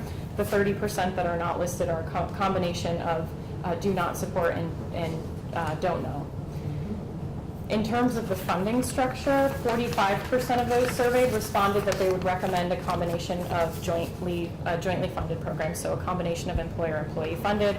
I think there tends to be a common misconception about what employers feel about policies of this nature and how they should be funded. And so I think that this really does a good job of demonstrating that the business community is not this monolithic entity that believes in deregulation and fewer taxes, that when it comes to issues that are really supportive not only of small businesses but their communities and their employees, they see that as a really important investment, and this policy in particular is an incredible deal, and so I don't think it was really, it was kind of a no-brainer to a lot of people we talked to that they would be more than happy to contribute to half of the cost. And then just to walk through the rest of the information, 18.5% responded that they would recommend employee-only funding, 1.3% responded they would recommend employer-only, and then the 7.9%, I should have organized this differently, 7.9% responded that they would not support a payroll deduction, and then 27.2% responded they don't know. So that's just to give you a little bit of a sense of the what business owners across the state have been thinking about the financing structure of this program. And just to be clear, these are not just members. These are not just members. I think even if we wanted to do a member survey, it'd be really challenging because, and I think other business groups seem to run into this too, that most of our members are really small mom and pop businesses and they don't always use email. And unless we wanted to go door to door specific to members every year and survey them, it would be really complicated to get enough of a pool of surveys to make data really. Figure 614 out. So it's essentially random. We do every year, we look at the counties and the towns that are underrepresented. Say if the staff person went to Bethel and their business owners happened to not be in their store that day, we would try to revisit it. But if we moved on to other towns, when we're looking next year at our survey, we would try to focus on the towns that were underrepresented. So it's not, there's really no overly prescriptive formula for how we go about surveying businesses, but we try to hit every county, and we try to get as many of a variety of industries to the extent possible, with limited staff time. So try to run the most efficient survey model that we can.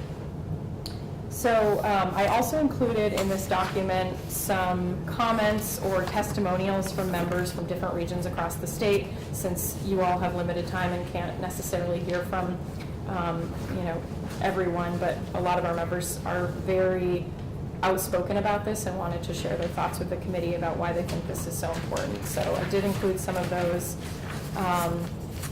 And so just again to reiterate, this is a priority of Main Street Alliance's. We think that this is an incredible support for small businesses and their employees and Vermont as a whole.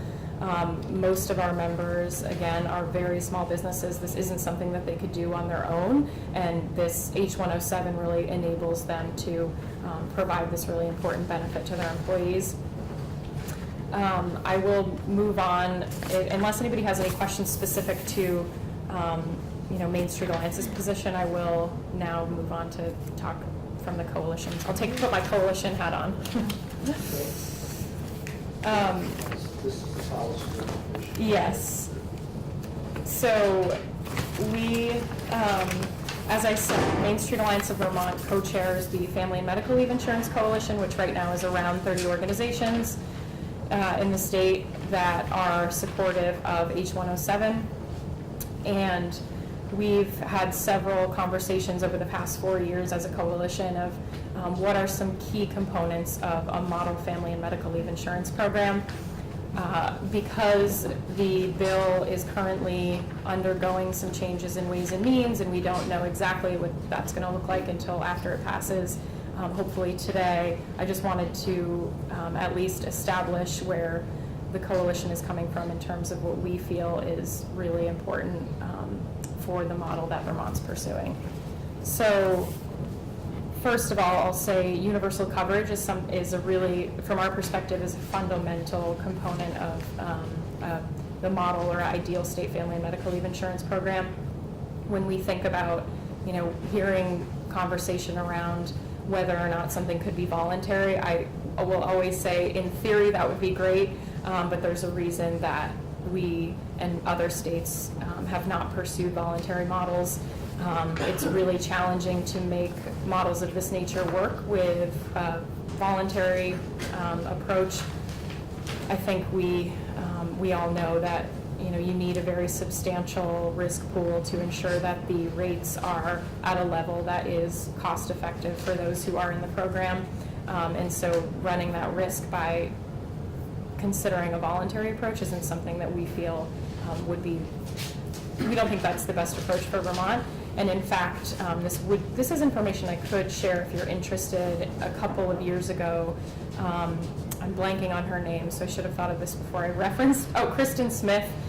She's from the University of New Hampshire, and she did a study looking at how New Hampshire could approach a voluntary model, and they ran a couple different models using different projected opt-in rates, and this essentially showed that how significantly the rates go up when you have an opt-in model. So I can provide more specifics on that if that's of interest to anyone. Okay. Can I borrow one of your pens? Absolutely. Just so I don't forget.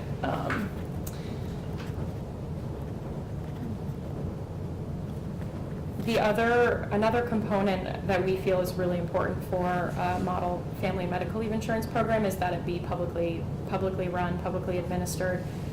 This is something that nearly every state, there are 7 states, including DC, that have family and medical leave insurance programs. Some are still in the phase where they're standing up the program, or they're collecting benefits, or they haven't even begun benefits collection yet. There are a handful that have been in effect for a number of years, and all are publicly run, though, except for New York, which has a mandatory private insurance model and allows businesses to opt into the state insurance fund as well. So it's a somewhat unique model. We have heard from, I believe your committee may have heard from too, last biennium, the person who runs the temporary disability insurance, temporary caregiver insurance program in Rhode Island, and he's spoken to how, they're the 100% publicly run model. Their admin costs are around 5%. It's been incredibly successful. They don't have, fraud is not a problem. And he credits their efficiency and low cost to the public administration of the program. We have strong concerns about conversations around moving to a third-party administrator or a private insurer because, number one, there are so many unknowns. We don't know how this would impact the cost. We don't know how this would impact the benefits that we wish to see in the program. Part of the benefit of a public model is that we have control over setting the benefit. We get to say, we think, we meaning the legislature, we want this to be 12 weeks. We want it to be 90% wage replacement. We want these people to be covered. When you shift to considering a private market, there are certain restrictions and negotiations that are a part of the process that are really concerning to the coalition. And we also know that there tend to... Give an example of that? I can't fathom if we pass a law and then somehow an insurance company do something different. Well, so I think the unknowns right now are around, so when I'm thinking about the RFI information that we have from the governor's proposal, includes information specific to, this is how much this would cost with these different benefit levels. We're concerned that we're not able to, we aren't sure if we would be able to get the benefit that we want, the 12 weeks, 100% jointly funded, including this wide variety of family members, at the cost that we are looking at currently under H107 through a private insurance model, because the information that we do have from the RFIs from the administration and from their cost projection, their per person cost projections would suggest that the cost for the benefit we want could be significantly higher using a third-party administrator or a private insurer because of the profit margin, and perhaps there are higher administrative costs. These are things we don't know right now. So again, this is all information we don't have, so we're really making this case based on the information that does exist. But the coalition is concerned that we don't know, could we get the benefit we want at the cost that we have in H107 using a private insurer? We don't know that information, so that's our major concern right now. We're also concerned in general about the using a private insurer the incentive to deny claims because private insurers operate for profit, and so that is a concern of the coalition. Again, we don't know how much these factors will influence the cost, but these are conversations that have been really concerning to the coalition. Did that answer your question? Okay. So the other component of the program that we feel is really important is that the bill has a minimum of 12 weeks. Not only is that reflective of what's in current state and federal law, what's allowed under current state and federal law, but it's also, research shows that if mothers are able to take at least 12 weeks off, children are much more likely to receive checkups and immunizations, so it's overall better for the health of children and mothers to have 12 weeks. We also think that in terms of the temporary disability insurance, we recognize that most states that have TDI offer significantly more weeks than what we're asking for, but we think of 12 as really a minimum standard, and so we would be supportive of, we're advocating for there to be a minimum of 12 weeks in the bill. What is have you heard of rationale? Looking at the chart, it seems like states do offer more for TDI than yeah. for family leave. Do you know if there's what the rationale? Massachusetts just did that. Yeah. Why? So I can only speculate on that. I know that since TDI covers non-work related serious illness or injury, that it's likely that a person could, be in a car accident or have some other situation arise that would require them to be out of work for longer than 12 weeks, for example. But other than that, I can only speculate why they would be offering significantly more weeks. And also those programs are so old. I mean, they're embedded in the work culture. Massachusetts hasn't even started yet. But we're asking about TDIs, and Well, those are I'm talking- 1942 and 49. If you look at Massachusetts, I'm talking about paying for the illness of the worker. Oh, And Massachusetts gave 20 weeks Yes. for that. I'm sorry, I thought you were saying I TDI. did, that's a form of TDI, is paying for the Yeah. illness of the worker. Right, I'm sorry. Because, it just reminds us that once something is embedded in a work culture, they're very accepted and people are more willing to build on it. I mean, they understand the value of some of this. Is that all I'm saying? Yeah. We're down to the hardcore here. Yeah, and I know, I can't speak to the specifics, but I know that Rhode Island, I believe, they have a pretty generous number of weeks for TDI. I'm forgetting the exact number, but it could be up to 30. I think it's up to, is it up to 30? Yeah, up to 30, but though their average claim is significantly less than that. So like California has up to 52 weeks of TDI, though I doubt they've ever gotten a claim where someone has needed 52 weeks. I think it's just a consideration, recognizing that somebody could have an injury or illness that would warrant their absence from work for longer than 12 weeks. Okay. So the next point here is jointly funded by employers and employees.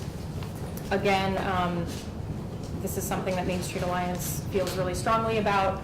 Our members and non-members have expressed support for a jointly funded program, and the coalition shares that view as well. We think that it makes sense. It's something that benefits small businesses and it benefits employees as well.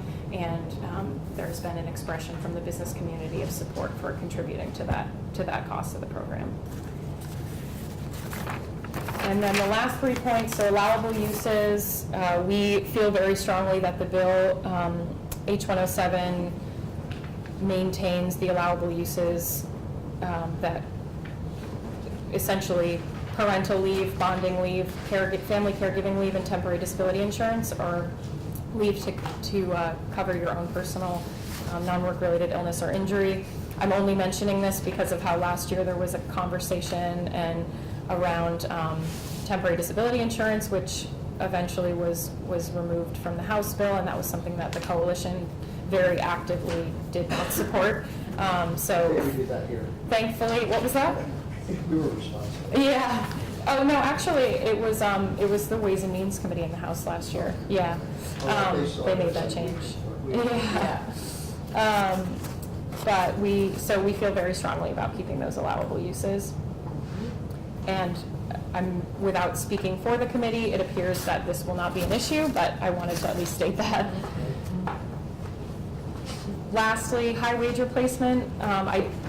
The coalition feels so strongly that if we want to create a benefit that people can actually use, particularly lower income workers, then it's really important that we have high wage replacement as close to 100% as possible.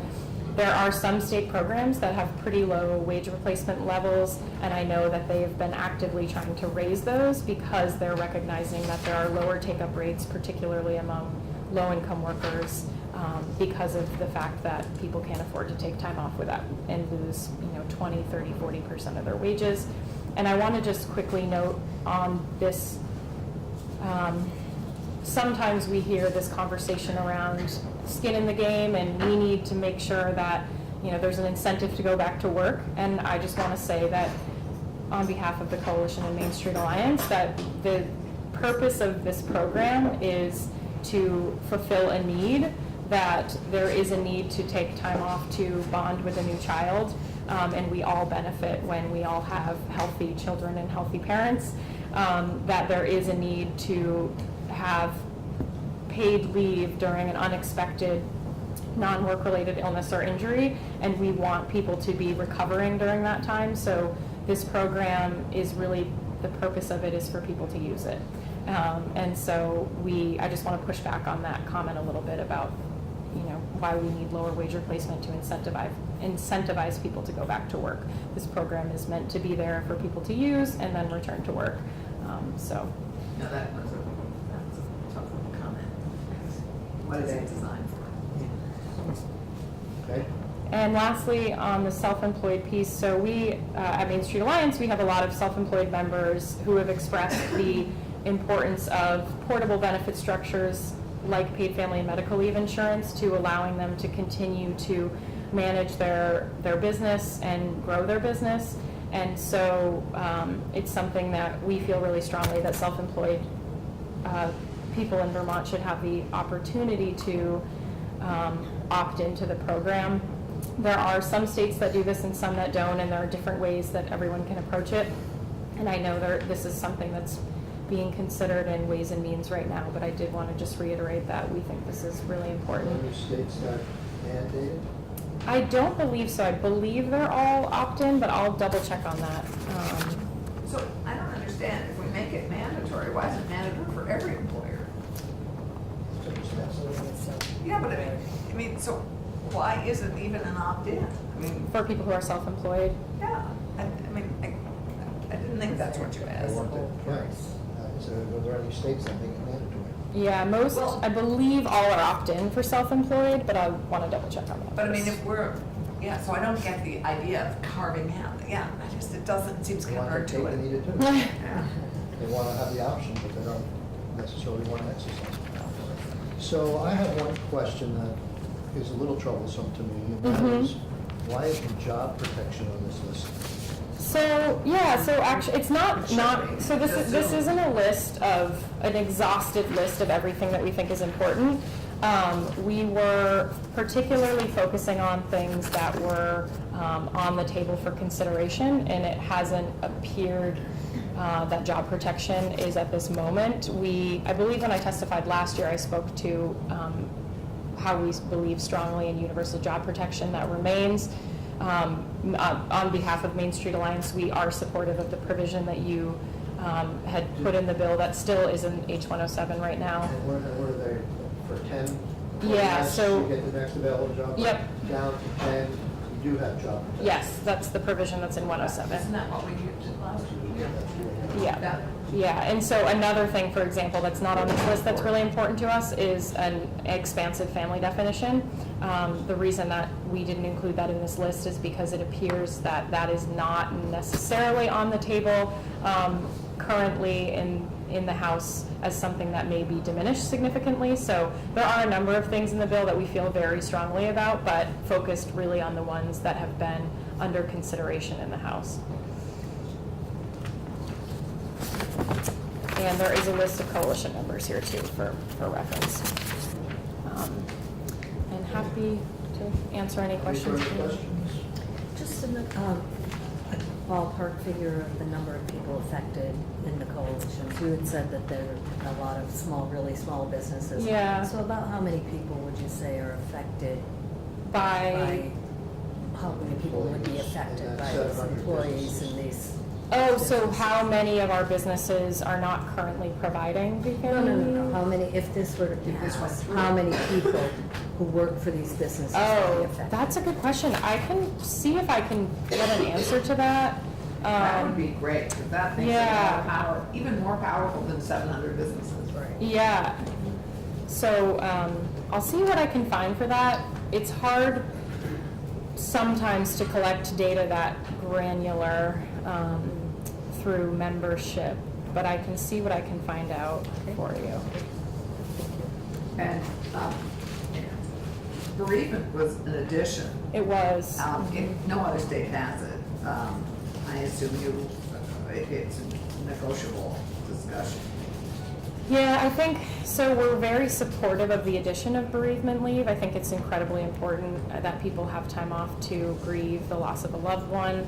It was an addition that was made, and you're correct that it's not something that's included in other programs. I think we would love to see it stay in the bill because it's something that was added fairly late, and that it's not something that's been done, and there are conversations around how to shift the benefit to cut costs. It seems as though there may be a direction on that front in the House, and so it hasn't been a focus of ours to prioritize protecting that, but we are very supportive of it. Have you, on getting back to job protection, are there any studies or information as to people not taking the leave because they're afraid of losing their jobs? Yeah, I will look into that. There is some research around why, when people don't take leave under FMLA, why that is, and there may be information on that, so I will get that to you. FMLA, on the national level, is only for employers of 50 or Right. more, and I think they do have job protection. Yeah, there is job It's protection. unpaid leave, it's the unpaid portion that Right. makes people not take it. Yeah. But I'm saying, but you have a focus here on 100% wage replacement. Right. One of the reasons you stay needed is because people might not access it if they don't get a high Right. benefit. But I'm concerned that people know that they could potentially Right, lose their job yeah. and may not take it. Right. Yeah, I'll see if I can find some information on that. It might be hard. Any Vermont-specific data too related to family leave is really, there's not a Actually, lot, so. And I'm not looking for Vermont. Right. I'm just looking for generally, because that influence. Right. I know there's a lot of So it studies states about that wage happen. replacement. Right.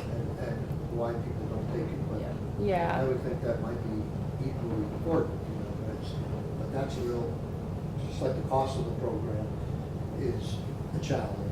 Right. It's also telling small businesses that they have to figure out what to do Mhm. during 12 weeks, so.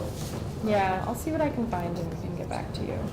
Yes. To that end, it would also be great to get, and we may just need to ask the tax department for this, about better data on the number of self-employed and the Yeah. number of people they employ, because that is a huge pool swing for both the governor's program and possibly for ours, of that number of I self-employed. think when they're talking about self-employed, I think they're talking about one person. Because you're not considered self-employed if you have employees. Oh, you're not, even though you might pay your Oh, I'm sorry, I thought you could be self-employed I and think still that have generally employees. talking about Yeah, individual. generally, we're talking about people who don't have employees, but I think there are ways that people can classify themselves, and so they could technically be self-employed and I think also. that If that's the pool, case, we need to know more yeah, about it. Yeah. I think we need to identify the size of that pool, because I think it's gonna have big impact on the cost. Mhm. And what the, sort of, you know what I mean? Yeah, Joyce did do some projections. I don't know if it's in the models that you have. I do. It might be that about, if 25% of self-employed opt in, this is what the rate would be. All our Um, records from last year, as you know, were incinerated. Oh, right, I forgot about that, okay. She may have emailed it to us, if that, and then you couldn't really call it, and of course she'll have it, but Yeah. Do you have anything else for us? No, but I did just want to get back to the question you asked me about, if the legislature passes a bill with this benefit, then the insurance company has to comply. Was that your question? I think it was something around that. I just want to make sure I answered it. Just my playing devil's advocate. Oh, okay. Why you sort of you said you had a fear that if we pass something, that the insurance company would not follow the law. Oh, right, okay, so perhaps it was I didn't explain my thinking. That wasn't our concern, it was that right now, we're concerned that we want the best benefit we can get for Vermonters. We don't have the information about how much that could cost through a private carrier. So we're nervous about going that route right now. Would you not, as a result of an RFP process, have that in black and white and in a contractual manner so that we would know what the cost would be? Yeah, I think, And similarly, though, on the contrary, if you have a publicly funded program, what's the guarantee that the publicly funded program will come in at the amount budgeted? I can't think of a single case in the past 20 years in which we have left a major software contract that's come in on time and on budget. yeah, I mean, I think the RFP process, this is something that the Ways and Means Committee is figuring out right now, which direction they want to go in terms of administration. And so it seems as though more information may become available. At this time, we don't have the information to say that that's a route that we could support, but it could be. Yeah, in terms of, I would have, frankly, the actual opposite cost, the concern that you have. The publicly funded program, we wouldn't have a clue what it's going to cost, how many people it's going to take, or when it'll be done. Yeah, I think thankfully though, because the majority of, the majority of other states that have models have public models, and so we're at least able to gauge cost projections based on what other states have done. And from testimony from other states, we've heard that the cost projections using this economic simulation model that Joyce has been using have been very accurate. So we at least have that information to guide our thinking in our approach to supporting a publicly run model. As you look at publicly run models that you've looked at in other states compared to New York, which uses a private model, Right. Is there a significant cost premium that New York is experiencing?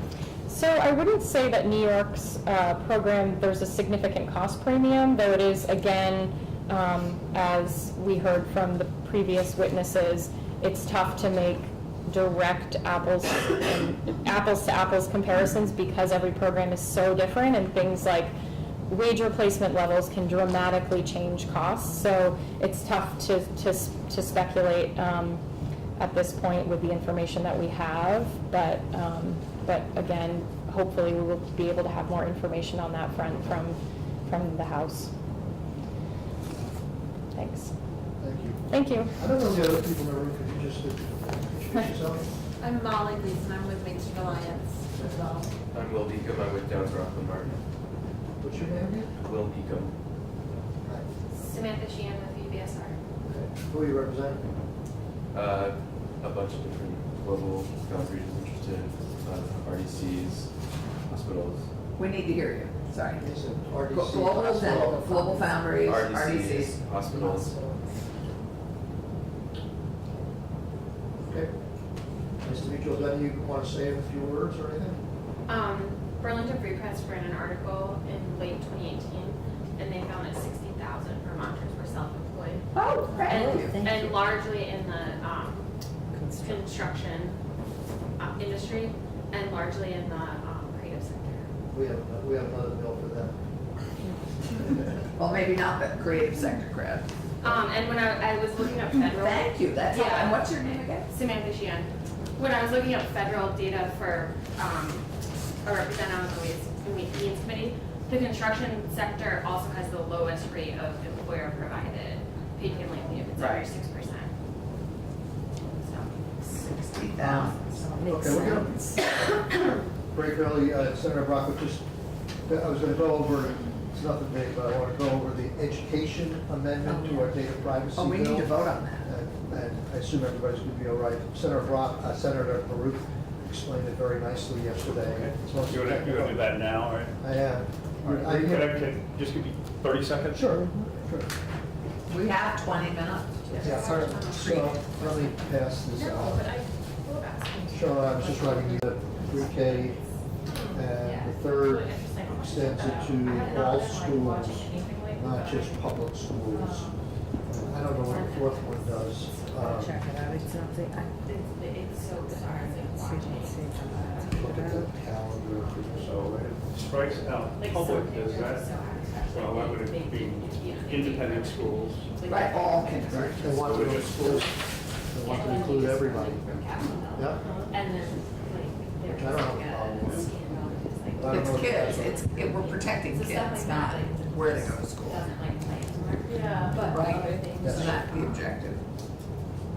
They're like looking at like what And having their data misused. And then one of the. And then in another bill, we're going to punish them for fake ID. Uh-huh. And so- We're looking It's like just at stuff like- education so to the data privacy bill. No, There's a okay. copy right there. We're just trying to find out Yes. what the last thing does. But it was during the Bush administration, and it was like kind of over both in the same house. How to find that. And so all of the policy discussion is so relevant to right now. it's today the 22nd, what's Because today? they were Today's the 21st, it's the equinox. They were trying to. right, the balance the yet. Bush administration, but like basically they don't have anything they want with the administration. Seems pretty straightforward. I just try But we I'm don't to. just trying to know figure out what the the fourth one is. Okay. I think it I'm had, looking at the Senate Journal now. it's entirely wrong, I'm striking it out, Well, President Reynolds. I'm not sure. And I read it. Where is I it? think I came up with a cabaret skit, a little too Yeah, that's- esoteric in modeling conversation. I'm modeling. It's a sorghum. Okay, I'm not finding. I think it might be The first one. a little too Well, esoteric. paid family leave, I mean, we model so much, 43. you know, climate change modeling, minimum wage, paid family leave. Okay, I'll find that and let you know. How's that? Well, I'm getting Why close. can't I find? Are you getting it? I'm- His yeah. Spidey I'm up sensor to is tingling. 105. It's You don't have a hard copy of 24:40. the. Okay, I have it. 440, 2443 E. CE. E. Subdivision 5. Yep. No, general. Okay, limit the authority of a law enforcement agency to obtain any content Oh, I saw of the that. information. This is all the applicability thing that tells you when they can share the information. And it's with law enforcement, prohibit an operator. Yeah, but I think look at. no, I It don't does want to not, strike that. it does whole not section. limit it. I haven't sent it. So it says when they can share Oh, it. okay. I'm just wondering, 'cause And Bruce didn't give you a sense of why. I don't know why they want to do that. It's like. He's available. Directed- He's here, you want me to text him? Yeah. Just read it for a second. Yeah, okay. So I thought I heard you say this. Oh, that's for the same. So it would prohibit, No. chapter does not, the subchapter does not, But, Does not does not limit, prohibit, it does not limit. prohibit an operator Right. from marketing educational products directly to parents. Yeah, so they wanted, they wanted, they wanted to strike, Here, I can Here's what it says. Subdivision. The law does not Okay. prohibit an operator, an Okay, applicant all with right. from marketing an educational product directly to parents if the marketing did not result from the use of covered information. Okay, so his problem was if he helps his daughter with her math homework, does that then open him up to this marketing, direct marketing from the product, from the company or the operator? And frankly, unless he's logging in under his own credential, then how would the operator know Oh. that the parent is involved? You do, sir. No, we asked, we wouldn't get any responses, so we would just, unless we get a person. Well, I don't know that it's accessible. We do like an email and then once we get after I mean, the Attorney General went through all their changes and approved their changes, I know that. I think taking this out doesn't change Doesn't what do I anything. read the law that if they were marketing something from some ancillary source, that you could accuse them of violating this law anyhow. Well, I guess, and I You can get them in here if you want. Yeah, judiciary's not meeting. So that's why I suggested I text I- her. I wonder if he might just, we just see if he's next door. They're sitting there in the lounge working on. it might be in the lounge. Senator Sharkey Yeah. and Brock, Senate Health and Welfare, like, you need to talk about your amendments this I'm morning. sorry? Are you able to talk about your amendments this Yeah. morning? Like, Yeah. before noon at some point? Well, that's like that. Okay. Do they want me now, is it? They've asked He's for coming. both- for both Okay. you and Senator Sharkey. All right. Well, I got to brief you before we go in as we go down, because Here he is. they just proposed a change, the health department proposed a change to my amendment. Yeah. Okay, so The I amendment on tried to explain, 73. you didn't want to be open Is that the one to they're talking about? This is advertising if you're helping out. This is Yeah, the so the- confidentiality of inspections. We're on. You're not even involved in that, are you? Is that our bill in this committee? No, No, it's his. this is a health and welfare bill. Okay. This is a health and welfare bill. It's the only thing I'm talking with them about, nothing. Yeah, and I'm talking about them about the primary care thing. All right, so two different things. And about the operator. Okay. So we're a little lost. The one, Okay. the one to strike, the last one to strike subdivision 5 about Yeah. parents, could you explain that? Does it? Well, I'll start by saying that when I asked Charity and Ryan, they went back to the stakeholder group, and the stakeholder group was fine with getting rid of that because they feel like elsewhere in the bill it's covered. But the reason I didn't like it, it seemed to me the only place in the bill that was, it doesn't proactively say you can do this, but it says it doesn't prohibit them from directly marketing to parents. And if I could prevent direct marketing to parents, I would. Striking this doesn't really do that because No. they probably could do it anyhow. Well, It's yes, based on another source of where they got the information. exactly. In other words, I don't think it hurts Right. anything Right. to get rid of Okay. it. I agree. Clean it up. Yeah. Okay. And then are you, We're all fine with the other ones. okay. Okay, we just needed to make sure we understood. Okay. And thanks for So we have a passing. So nice to be back We at have this a table. unanimous vote to thank Senator Baruch's committee. Thank you. Absolutely. Louder, man. Yeah.